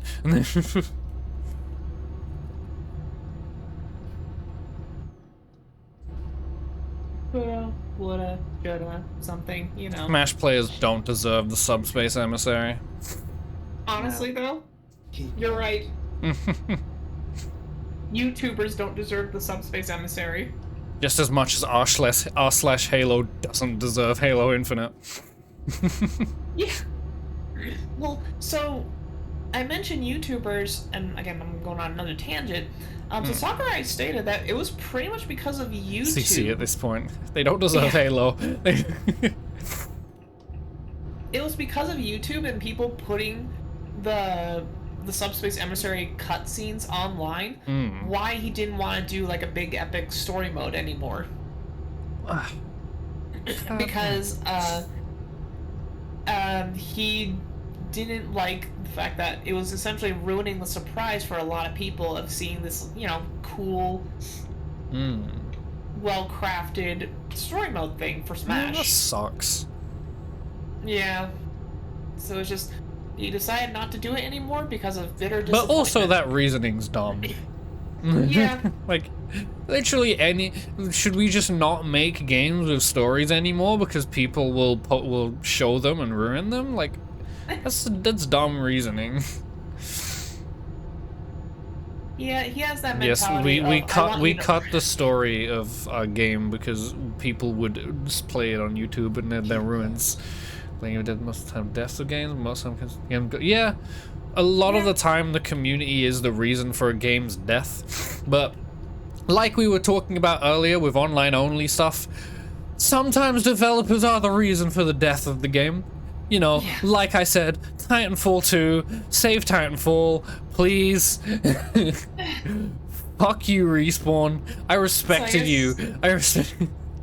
So I guess to move on from like Melee, another game that, again, when I think about the GameCube, Back in that era. Game, and this game was technically multi-platform because it was on the PS2 as well. So I guess in a way I could have counted this. Yeah, but I'm guessing the one you played specifically was for GameCube. But that was Alien Hominid. The console version of Alien Hominid that I still own my GameCube copy. And it's... The community it's killed it. amazing No, how many what do you people- mean, Cream? Halo Infinite is already dead. the YouTube man told me so. It's already dead. It's Yeah, exactly, you know? Yeah. Mint Shits told me Halo was dead cause he got killed in video game and teabag. So What a meanie. Big ol' stinky. People are stupid, yeah. Mint shits. Wow. Mint. People are stupid. Who would have guessed? Gamers are stupid. Gamers don't deserve games. Gamers deserve grass. I guess I better delete my Steam account then. Yeah, Yeah, me too. lamb. Time to just get a sledgehammer to my computer, because I don't deserve it. Let's keep the grass away from them. Yeah, they're not allowed to touch my grass. Or my Yeah, to off my lawn. totally legit. Don't Totally go. legit, Don't Switch make them games go off out. you. Yeah, like don't get those gamers aren't allowed to go outside. That's my outside that they're wasting the space in. It's You are breathing my air. my precious oxygen.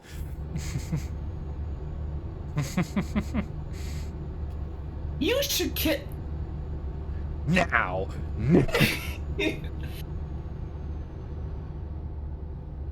As then low tier god just starts going off and the Sonic 3 Doomsday music starts playing. Boop, beep, beep. I always love that meme where it's like he just starts talking and the Sonic 3 Doomsday music plays. Hmm. So yeah, Alien Hominid, like, an interesting thing about the original console version, the GameCube and PS2 version of Alien Hominid versus Alien Hominid HD that was released on the 360.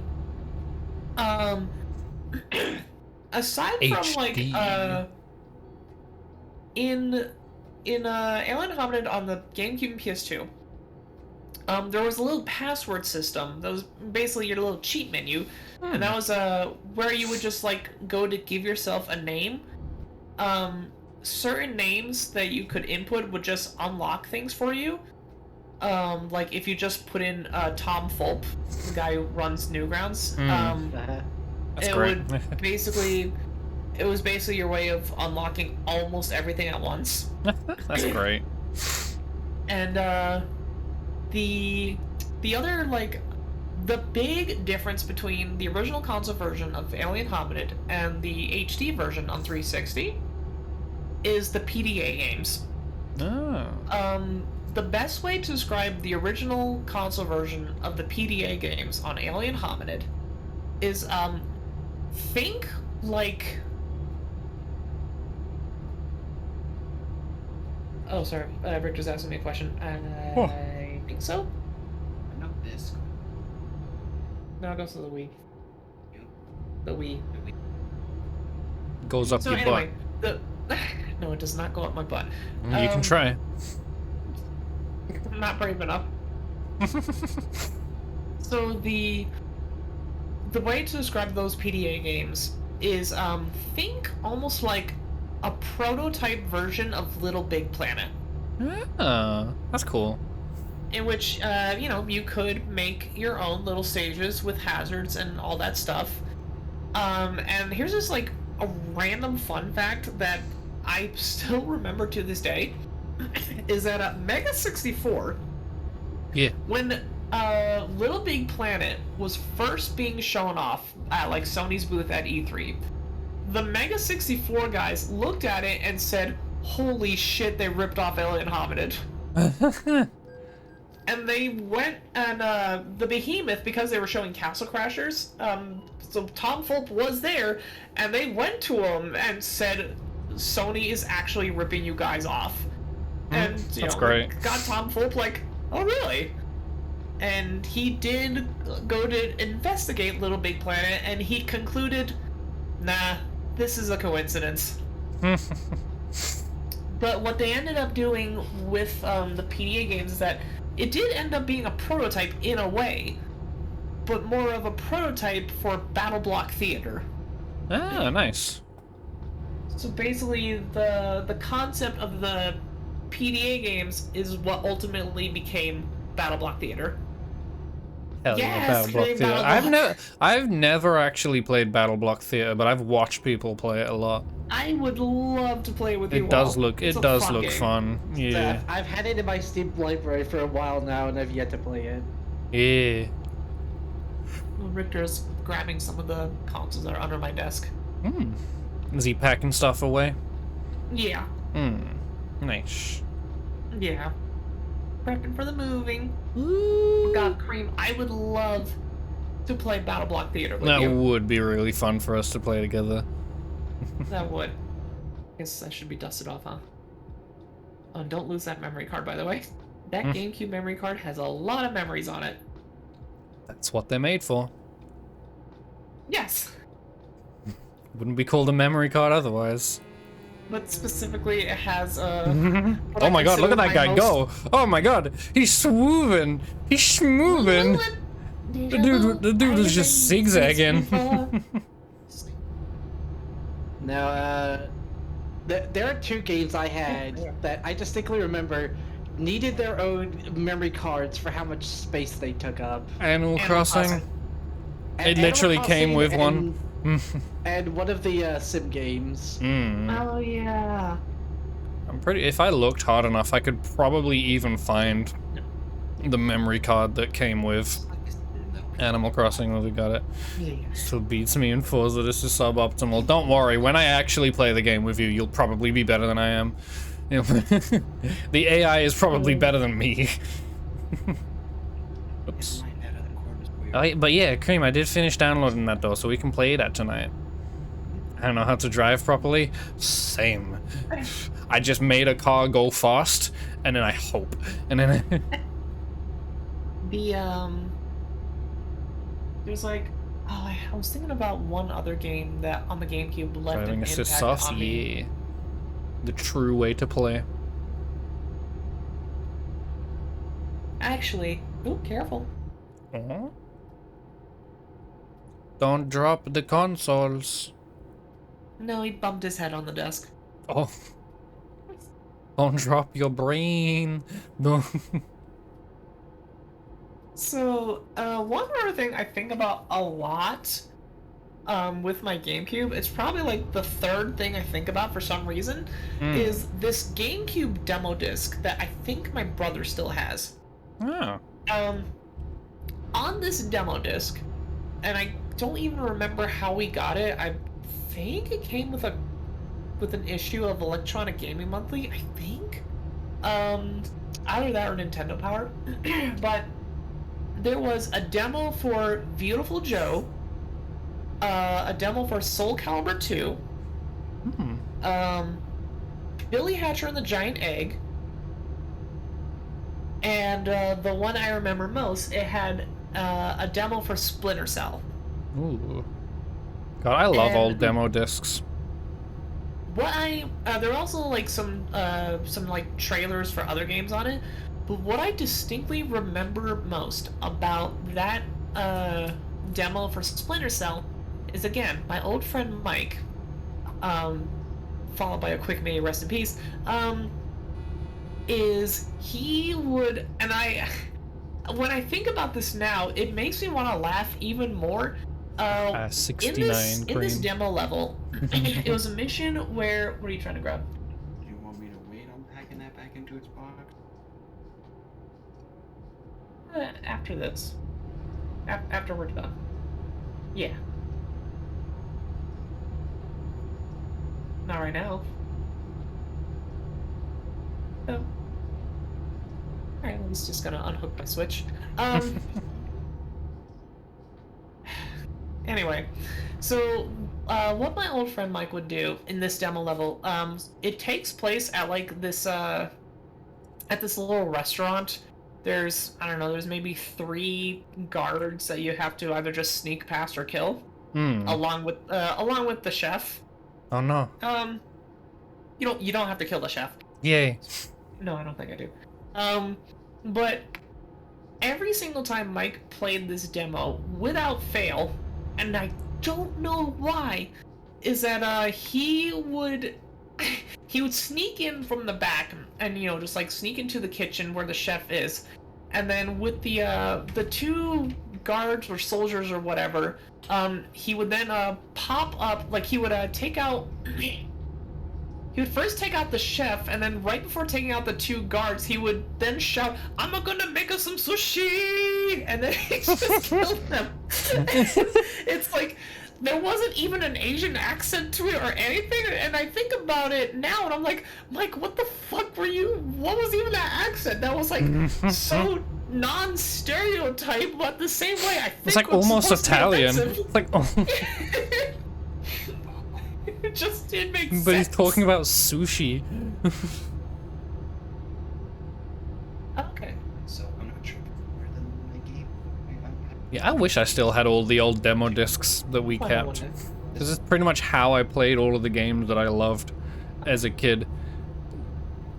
Yeah. And plus the menu music for the demo discs. Oh my god, yeah. Holy shit, they went hard. Like they went way harder than they should. Yeah, like the PS1 demo discs. Those went so much harder than they had any right to be. Feel free to screenshot. But like, no. all of those, like pretty much those demo discs, like gave me the games that I loved playing back then, like Destruction Derby, Alone in the Dark. I think even Vigilante 8 had a thing in a demo disc at some point. So, one of those God, I love like, those games.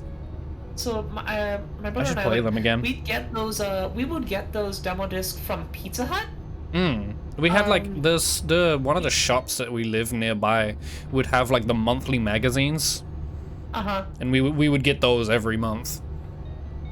So what was it? One of those. Sorry for the background noise. That's fine. One of the like the first Pizza Hut demo disc we had, you know, it had the warehouse in Tony Hawk's Pro Scare, so you know, so here I am doing everything I can, holding on to what I am, pretending I'm a Superman. Anyway, Anyway, DMCA incoming. trust me, I'm not that good. Nah, you perfect I'm not- bitch. I'm not gonna sound like John Feldman anytime soon. No, I don't think that's the goal. I don't think. John Feldman, now a successful music producer. No, I just want to. I don't even want to. No, I don't even want to sound feminine. I just want to sound like Uncle Dane.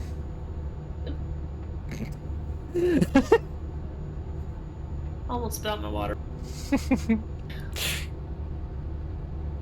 So, the second PS1 demo disc my brother and I had, it had the two games I remember most. Don't sound like Pokemon.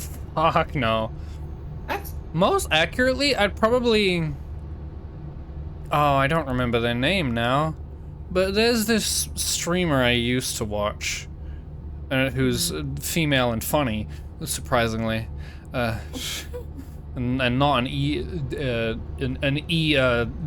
TOC word that I can't say. I love you, man. And God, I can't remember their name, but now I don't watch them much because honestly, a lot of their streams they do like GTA 5 RP stuff, which like they can be entertaining, but like their voice is essentially the voice that I want to go for.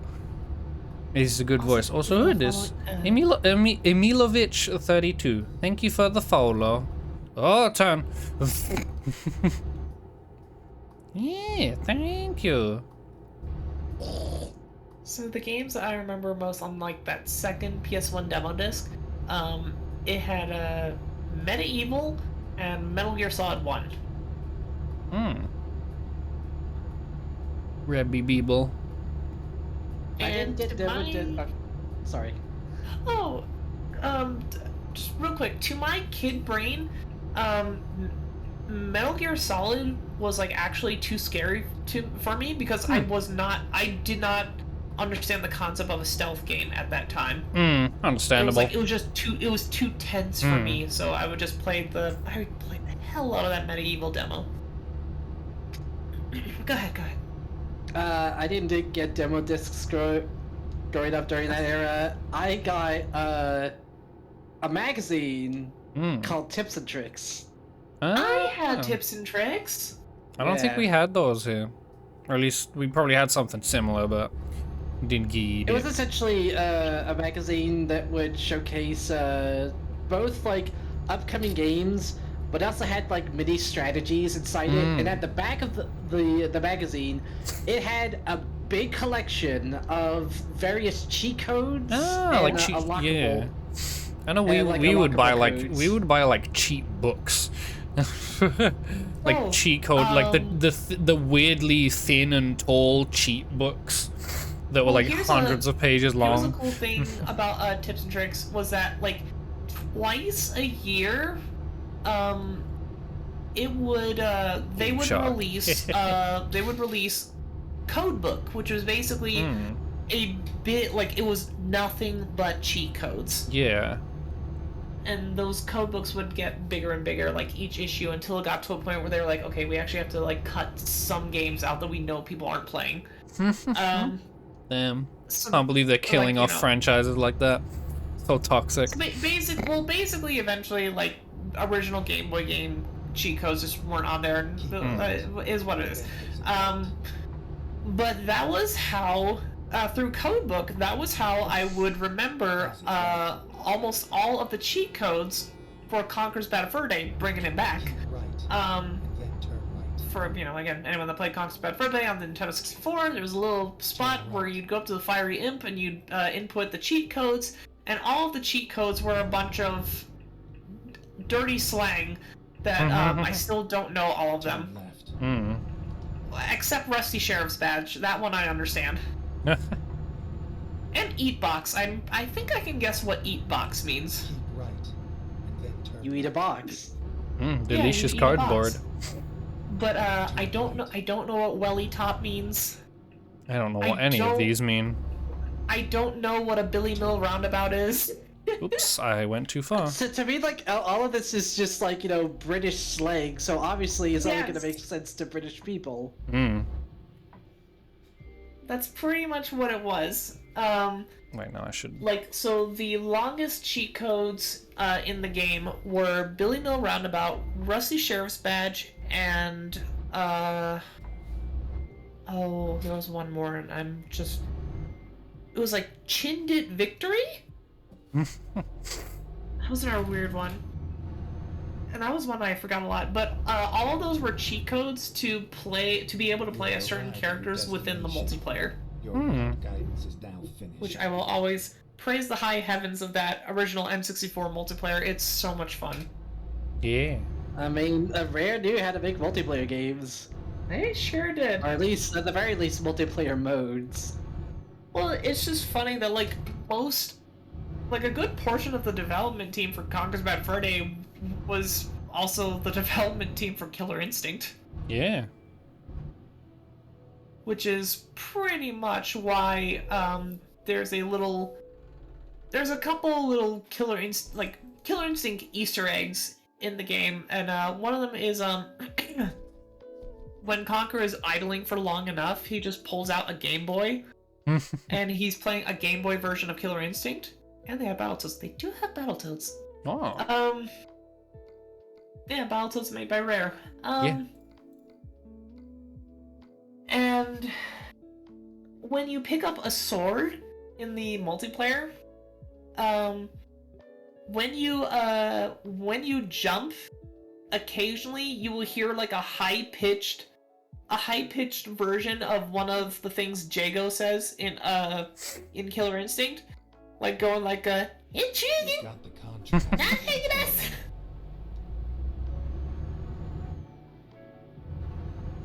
Just little things like that that show great attention to detail. Funny little references to their other games.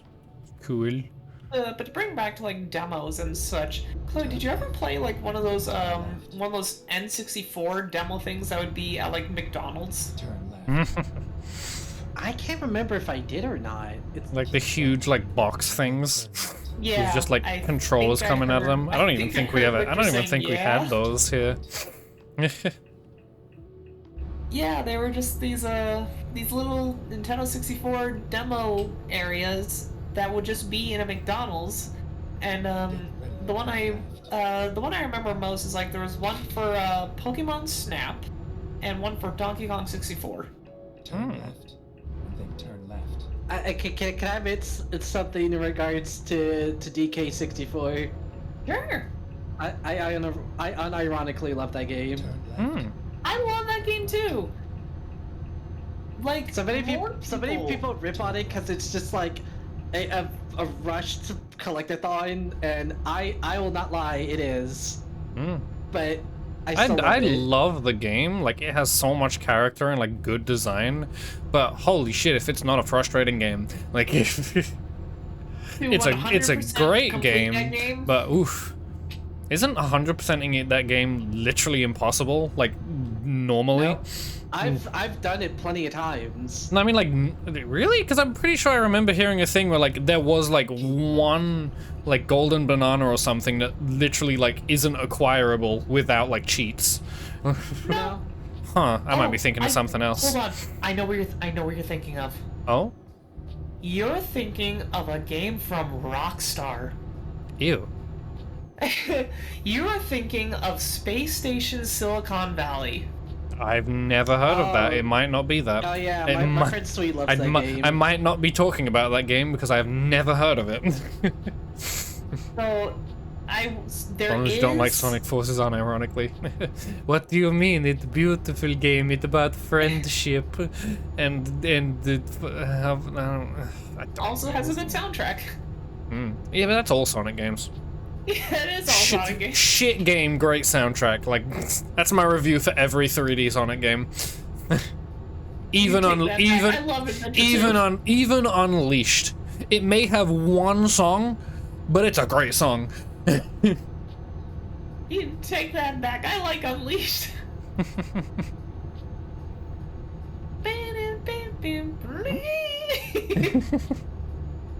I know that's what you mean.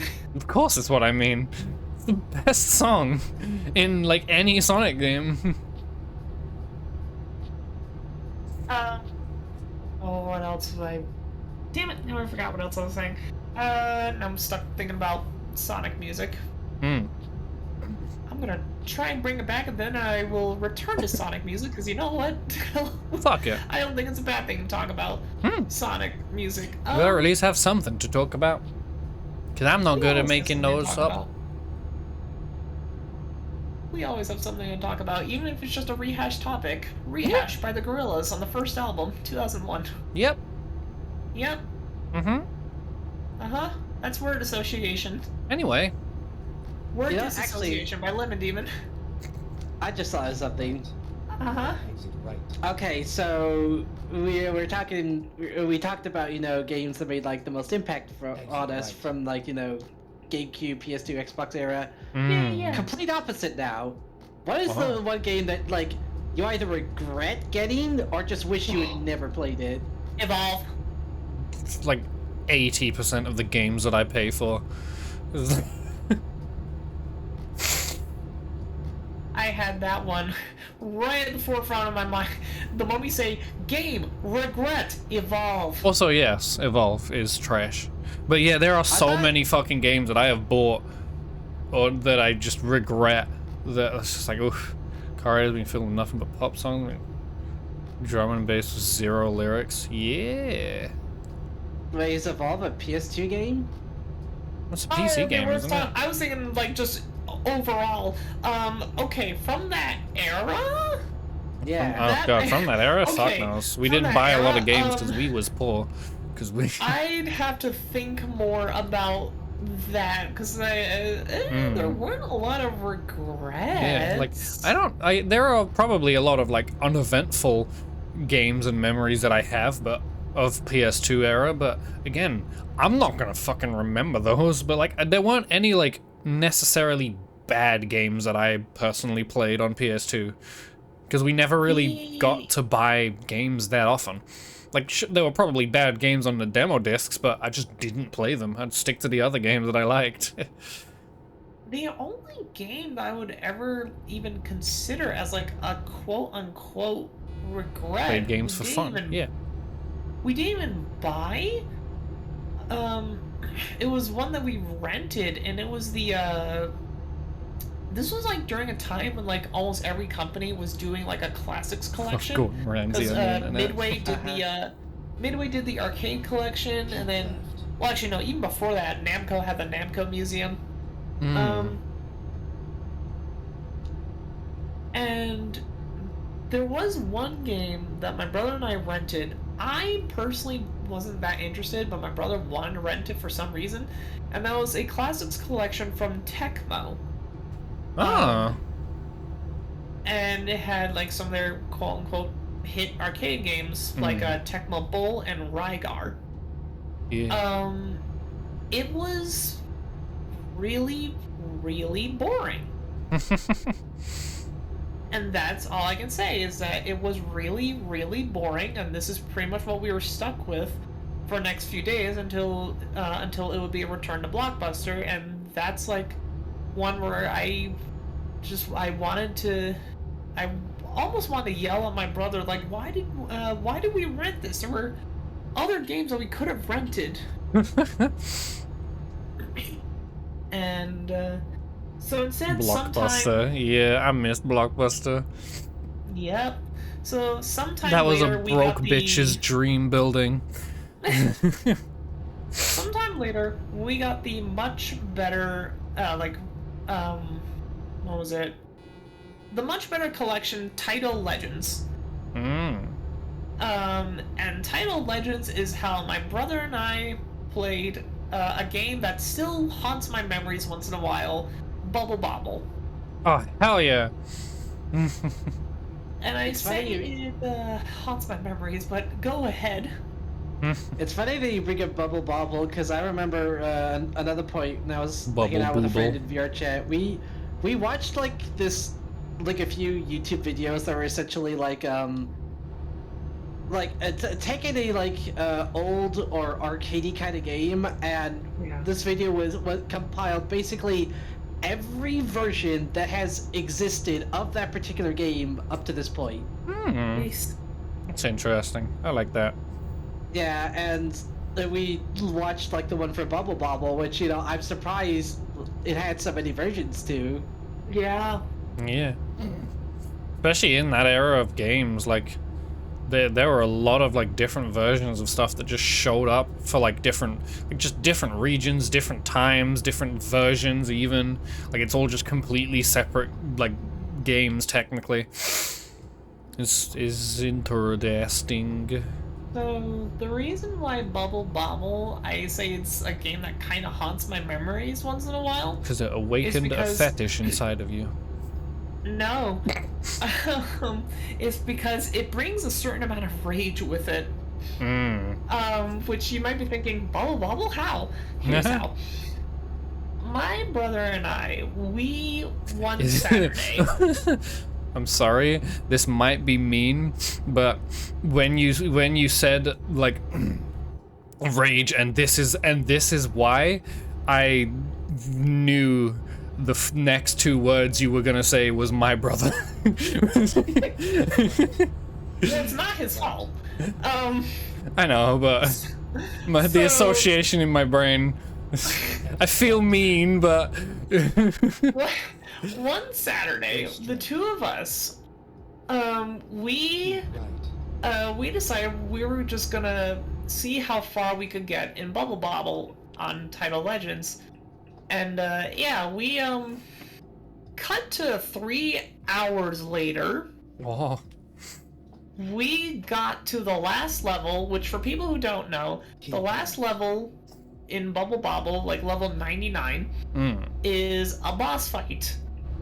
And what had, with Title Legends, you can give yourself infinite continues, whatever, it's fine. But what had happened was, during this last boss fight, if you're both like just dead at the same time, and you're both on like the continue screen, that's an actual game over. oh. So when that happened, I was just like, no, and I'm like desperately hoping that like we just start at the beginning of this final level, and just do the boss fight over again, whatever. No, it starts you Back to level 1, you little fuck. right at the start. Yeah, fuck that. Me knowing how old games worked back then. Yeah, Me nowadays and with emulators and save states. Get fucked. Exactly. So No, you can't use save states. That's cheating. I don't fucking care. Oh, I I'm gonna don't play care. this to have fun. The game's cheating. The game. So with that in mind, I looked at the time and I'm just like, we've spent over 3 hours doing this. For nothing. Yeah. You And get nothing. You- when that happened, like just all the wind was sucked out of us. We had no motivation to keep playing. Okay, time to die.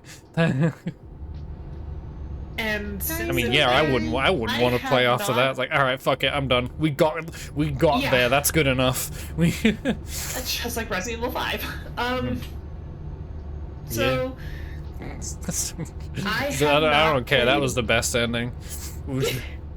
Just, have we not we got played so Bubble mad that we just watched the ending cutscene. Not like YouTube. So, yeah, I have not played Bubble Bobble since. And I always think to myself, I guarantee you one day, I'm gonna go back. I'm gonna face my demons. Face that fucker. Give him a kiss on the lips and then go ahead, bitch, and then they The explode. other thing is, in order to get the real ending of Bubble Bobble, you have to beat, like, Keep running. it has to be 2 players. Right. Hmm. If you only beat a single player, you get technically the bad ending. Damn, that's cringe. So yeah, you have to beat it with 2 players to get the real ending. I don't think I've ever played Bubble Bobble. It's a really cute game, but the song is gonna get in your head. Hell yeah. I love games Because with there's- annoyingly repeated songs. It's an arcade game. That's how they work. Yeah. They didn't Yeah, expect you want to you play to it for that remember them. long, yeah.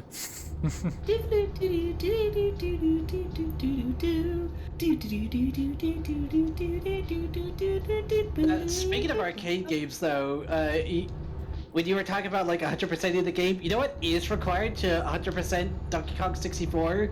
Mhm. Beating the original Donkey Kong arcade game twice. Yeah, Great. and it's And I- harder the second time. Yep, and it's harder the second time. And I've done it multiple times. Yep. Damn, you guys are like actually good at games and stuff. I'm fucking terrible. Another like random little fun fact, that like version of Donkey Kong, that was like the only time the original arcade version had ever been ported to a console. Hmm. And I bring that up because in the arcade version, there are 4 stages instead of 3. Because the level that was always cut on the multiple re-releases is the Pie Factory, the actual stage 2. Hmm. I don't know why. It was only ever brought back one other time, and that was on a 3DS release of Donkey Kong. And it's basically called Donkey Kong Pie Factory Edition, where it just includes the actual stage 2. And I still just think to myself, why? Hmm. Why? Why do they always cut Why? Pie Factory? It's too offensive. How? There's The pies. Pie Factory make me cry. Me. I don't like seeing the pies get burnt. No, no. I have PTSD. No, PTSD. Oh yeah, the other thing you had to do to get 100% TK64 was Jetpack. yeah, be jetpack. Hmm. Which it isn't too hard. Like you don't necessarily have to get to the next stages. You could just farm on one stage until you beat the high score.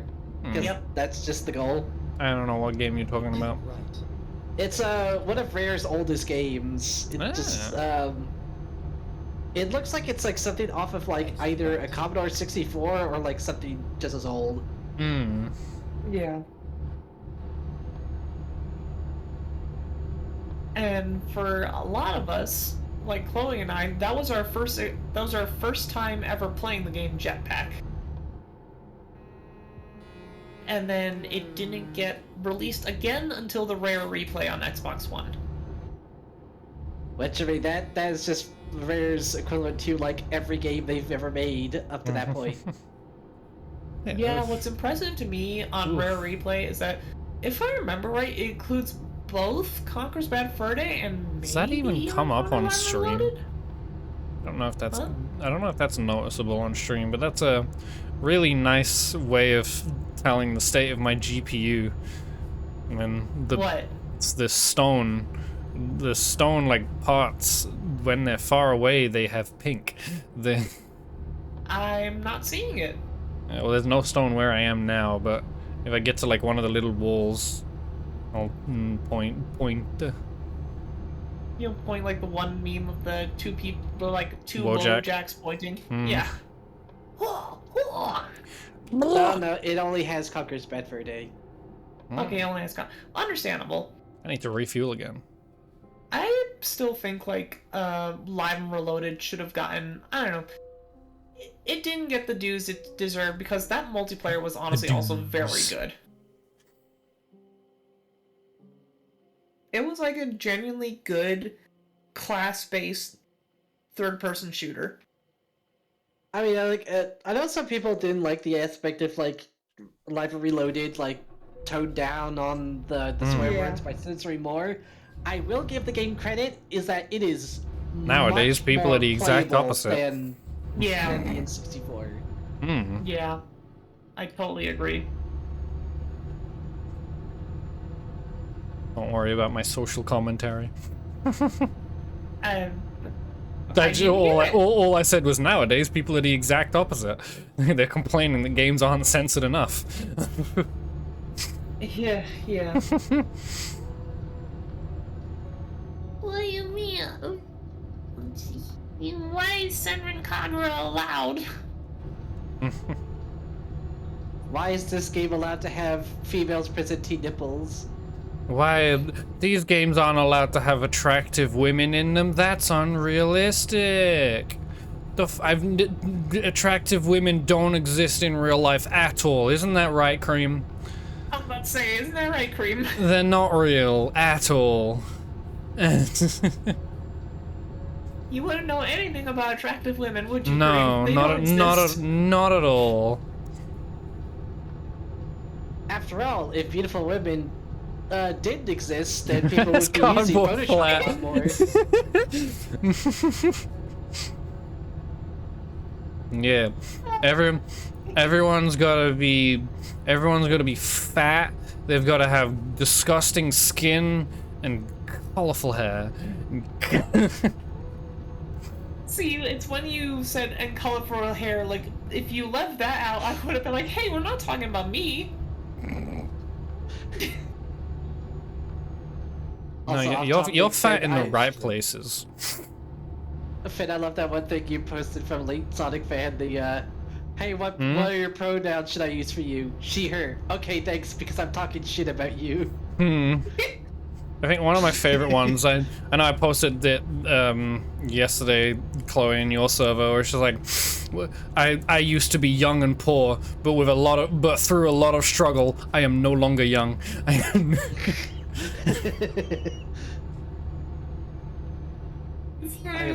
very me.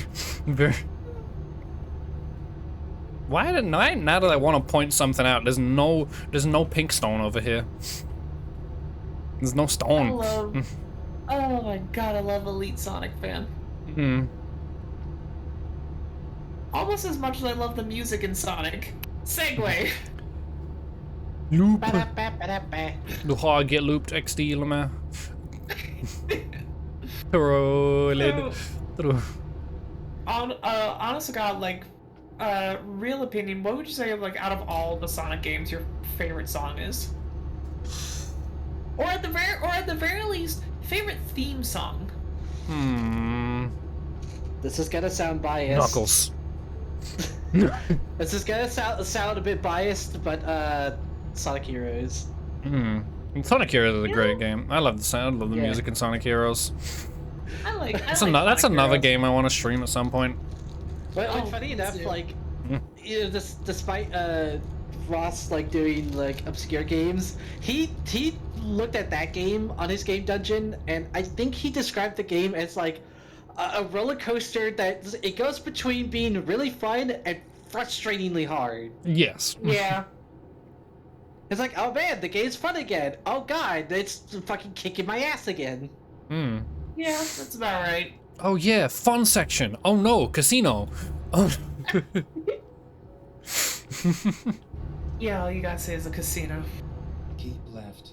and then continue straight. Fen, what would you say is like your favorite Sonic theme song?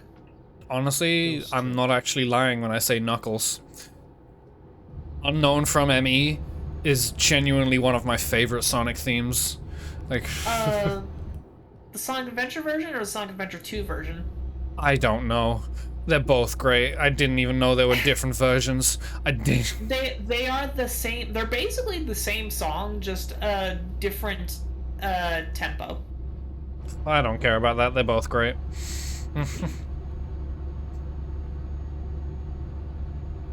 The other way I would describe it is like The only So- rapper Eminem is too scared to face. Knuckles. so the Sonic Adventure 2 version doesn't have the "Here I come, rougher than the rest of them." That's the worst best one of then. them. Okay, so you'd prefer just the Sonic Adventure 1 version. Yes. That's fair. I don't know, for me, cause see, I was thinking like main theme songs. I wasn't thinking of like even just the separate character themes, but Like I said, Sonic Heroes. yeah. I don't know, for me, I'll always have, as far as like main Sonic themes go, my favorite's always going to be Endless Possibilities from Unleashed. I love Endless Possibilities. When Sega did their like 30th anniversary concert for Sonic, hearing the live version of Endless Possibilities and hearing Jared Reddick from Bowling for Soup singing it again, I was like, It make me cry. I'm happy. I'm back to baby.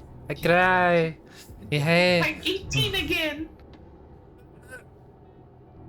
And now they're not doing it. Fuck you, game. I was trying to prove a point about my GPU being old and dying.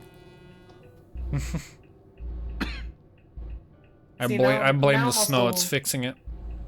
Now I'm like just thinking of like favorite Sonic music within like each game. Like Turn left. Sonic 1, you know, obviously you can't go wrong with Green Hill Zone. Everyone knows Green Hill Zone.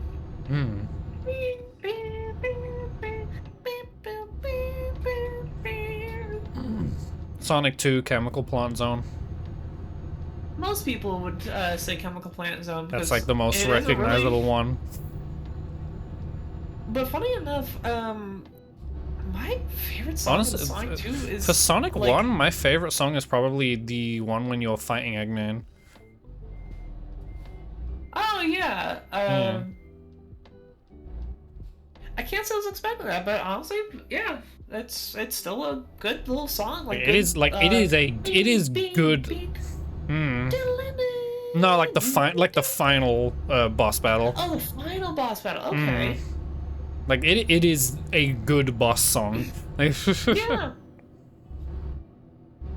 Like for me, when it comes to honestly Sonic 2, like I have two particular favorite songs in that game, and neither of them are surprisingly Chemical Plant Zone. Chemical Plant Zone is awesome, but the songs I love most are Hilltop Zone because of how chill it is, Yeah. and the other being the two-player race version of oh, I just forgot what it's called.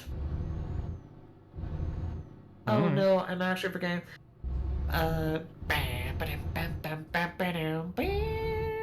Oh fuck, I don't remember the name. Hold on, I need to But look I it know up what real you're quick. on about. Yeah. They are Mystic Cave. Yeah. The two-player version of Mystic Cave is so good. It goes so hard. It make me cum. But a little like fun fact. In the portable version, or I guess the mobile version of Sonic 2, that was basically remade by Taxman. Mm. The Like one Christian of the Whitehead best, version. like one of the best versions. Yeah, the one that I really wish Sega would re-release, and Yeah. because you know, they literally restored the hidden palace zone. Yeah. Um, It's not hidden anymore. yeah. Well, the two player Mystic Cave Zone song is used for a hidden palace zone. And it's possible that it might have been or no. There is like one other zone called like the leaf zone or tree zone or something, and that's where the two-player Mystic Cave song is used. Yeah. And once again, it just makes me go, Sega, please just put Just this put version it, on PC put and it Switch. in. Seriously. I don't know what to do with all of this money that I have. That's a good question. Let's see, If only I had this in real life, this problem. went back from where she came from. Celebrate Lunar New Year, Mikey. Oh, Lucky that's money. cute. Yeah. The track I put in Like the little red packets. the track I there's put a in voice chat thingy. is a track in Sonic Heroes that has no right slapping Oh, as hard Mystic as it Mansion does. is fucking great. I love Yeah. Mystic Oh, Mansion. yeah! Get the fuck out of here, lo-fi hip-hop radio. We're listening to the good shit.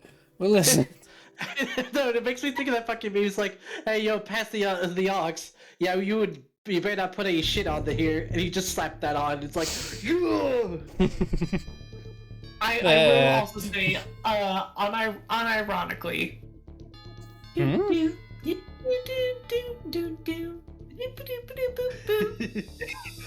You know me as Knuckles.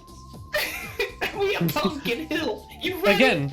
Again, it's not even a joke. I genuinely love all of the Knuckles themes from the adventure games. Pumpkin Hill. Pumpkin Hill is so genuinely good. fucking good.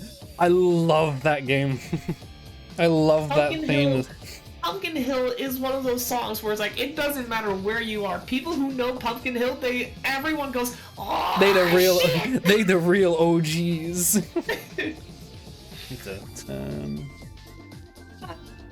And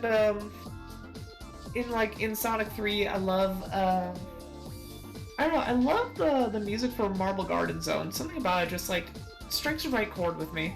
That and the Lava Reef Zone.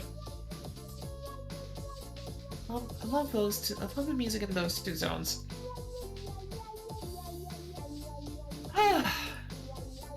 I guess we're ending talking about Sonic music. I've still got the Sonic music playing, so. Yeah, true. As you should. One thing I did want to point out in regards to Sonic Heroes, fun fact about me, when I was in middle school and I was in an art class, we were doing an assignment of like we had to make like clay sculptures. I went above and beyond and like used like a bunch of clay to basically recreate I forgot like what the name of his form was in that game for Metal Sonic, but when he's in that big monstrous form. You know what I'm talking about, right? I think. I think. What were you talking about? I spaced out for a second while looking for Pumpkin Hill. It was Metal Overlord. That was the name of his form in that. I have basically made like a clay sculpture of him in that form from like memory alone, and I want to say like, while I regrettably don't have any pictures to prove it, like in my opinion, I think I did really well on it. That's cool. I believe you. Oops. Honestly, to go back to Sonic Unleashed for a sec, a couple of my other favorite songs in Sonic Unleashed are Cool Edge, which is basically in the like Antarctica type zone. And I believe it's Rooftop Run Daytime. That is one of my most favorite Sonic songs ever. It's so good. That, and also to go along with like you were talking about with good boss themes or good boss music, there's a special place in my heart for It's what are they called? The Deadly Six in Lost World. Hmm. I love the theme song to the Deadly Six in Lost World Yeah. because it's like low key kind of a ska song. They're good themes. They are really good themes.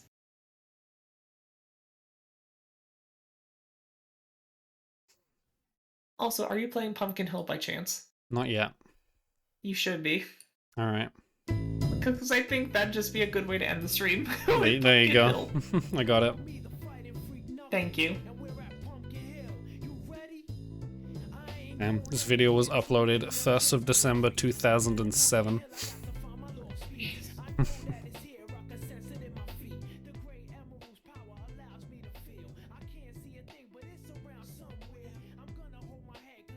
Flying Mario, thank you for posting this song.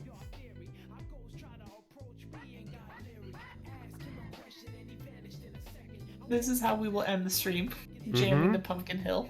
Yeah. Jamming to Pumpkin Hill.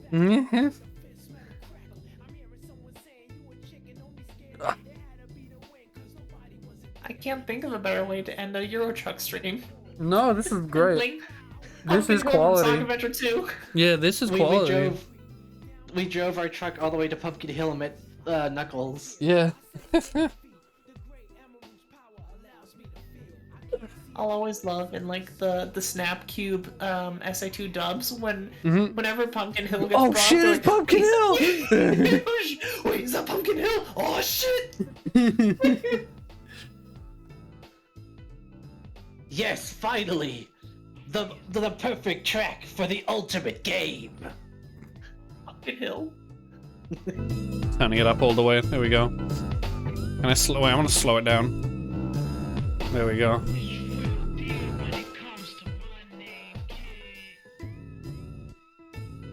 The Vaporwave version. Wait, yeah, we gotta do the shitty. There we go, now it's Vaporwave. We gotta put shitty synth effects over it now. Nightcore.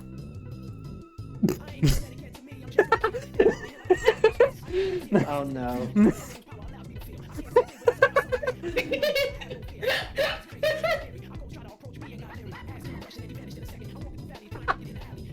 Yeah, it's just No, you want to make any Don't ruin the beauty. Play it at once. The German copyright evasion. Audio Jungle. Audio Jungle.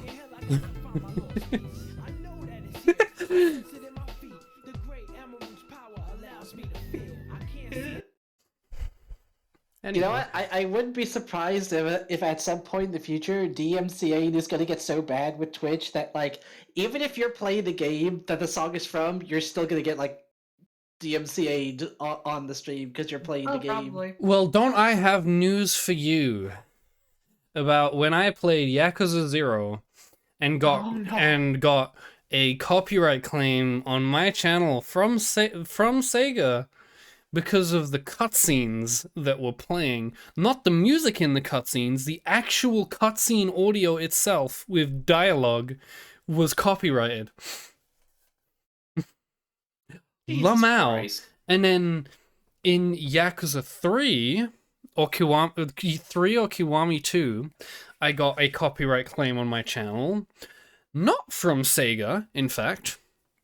From some random fucking Russian review website that just so happened to review the same Yakuza game like 5 years ago using the same cutscene from the game, obviously, because no shit. So obviously that means they own the cutscene, so they're allowed to copyright me for having the cutscene in the game, you know? So that makes sense. So obviously I appealed both of them saying, you don't, it's a cutscene in a game. For the Sega one, it's CC, free use. You know, it's commentary because I'm playing the game. And then for the other one, you don't fucking own the cutscene. Yeah. You made a video with. Are you gonna sue Sega because they're using the cutscene in the game that they made that you apparently own? No, fucking dumb shit. ODST drop into their houses right now. That, I think, is the dumbest copyright claim I've ever heard coming from you. It's because I don't usually get copyright claims. I used to get copyright claims on my Eurotruck streams because I would play music that wasn't royalty free because I just didn't care back then. But nowadays, I don't really get anything unless it's really fucking stupid.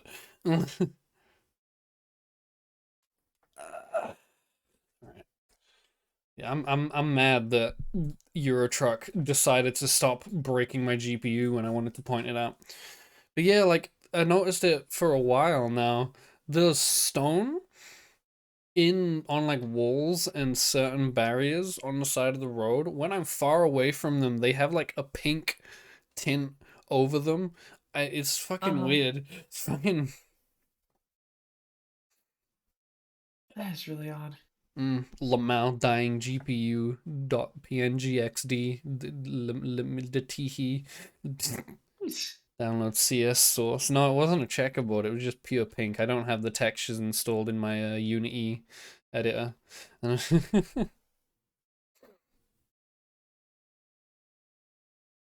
But clap.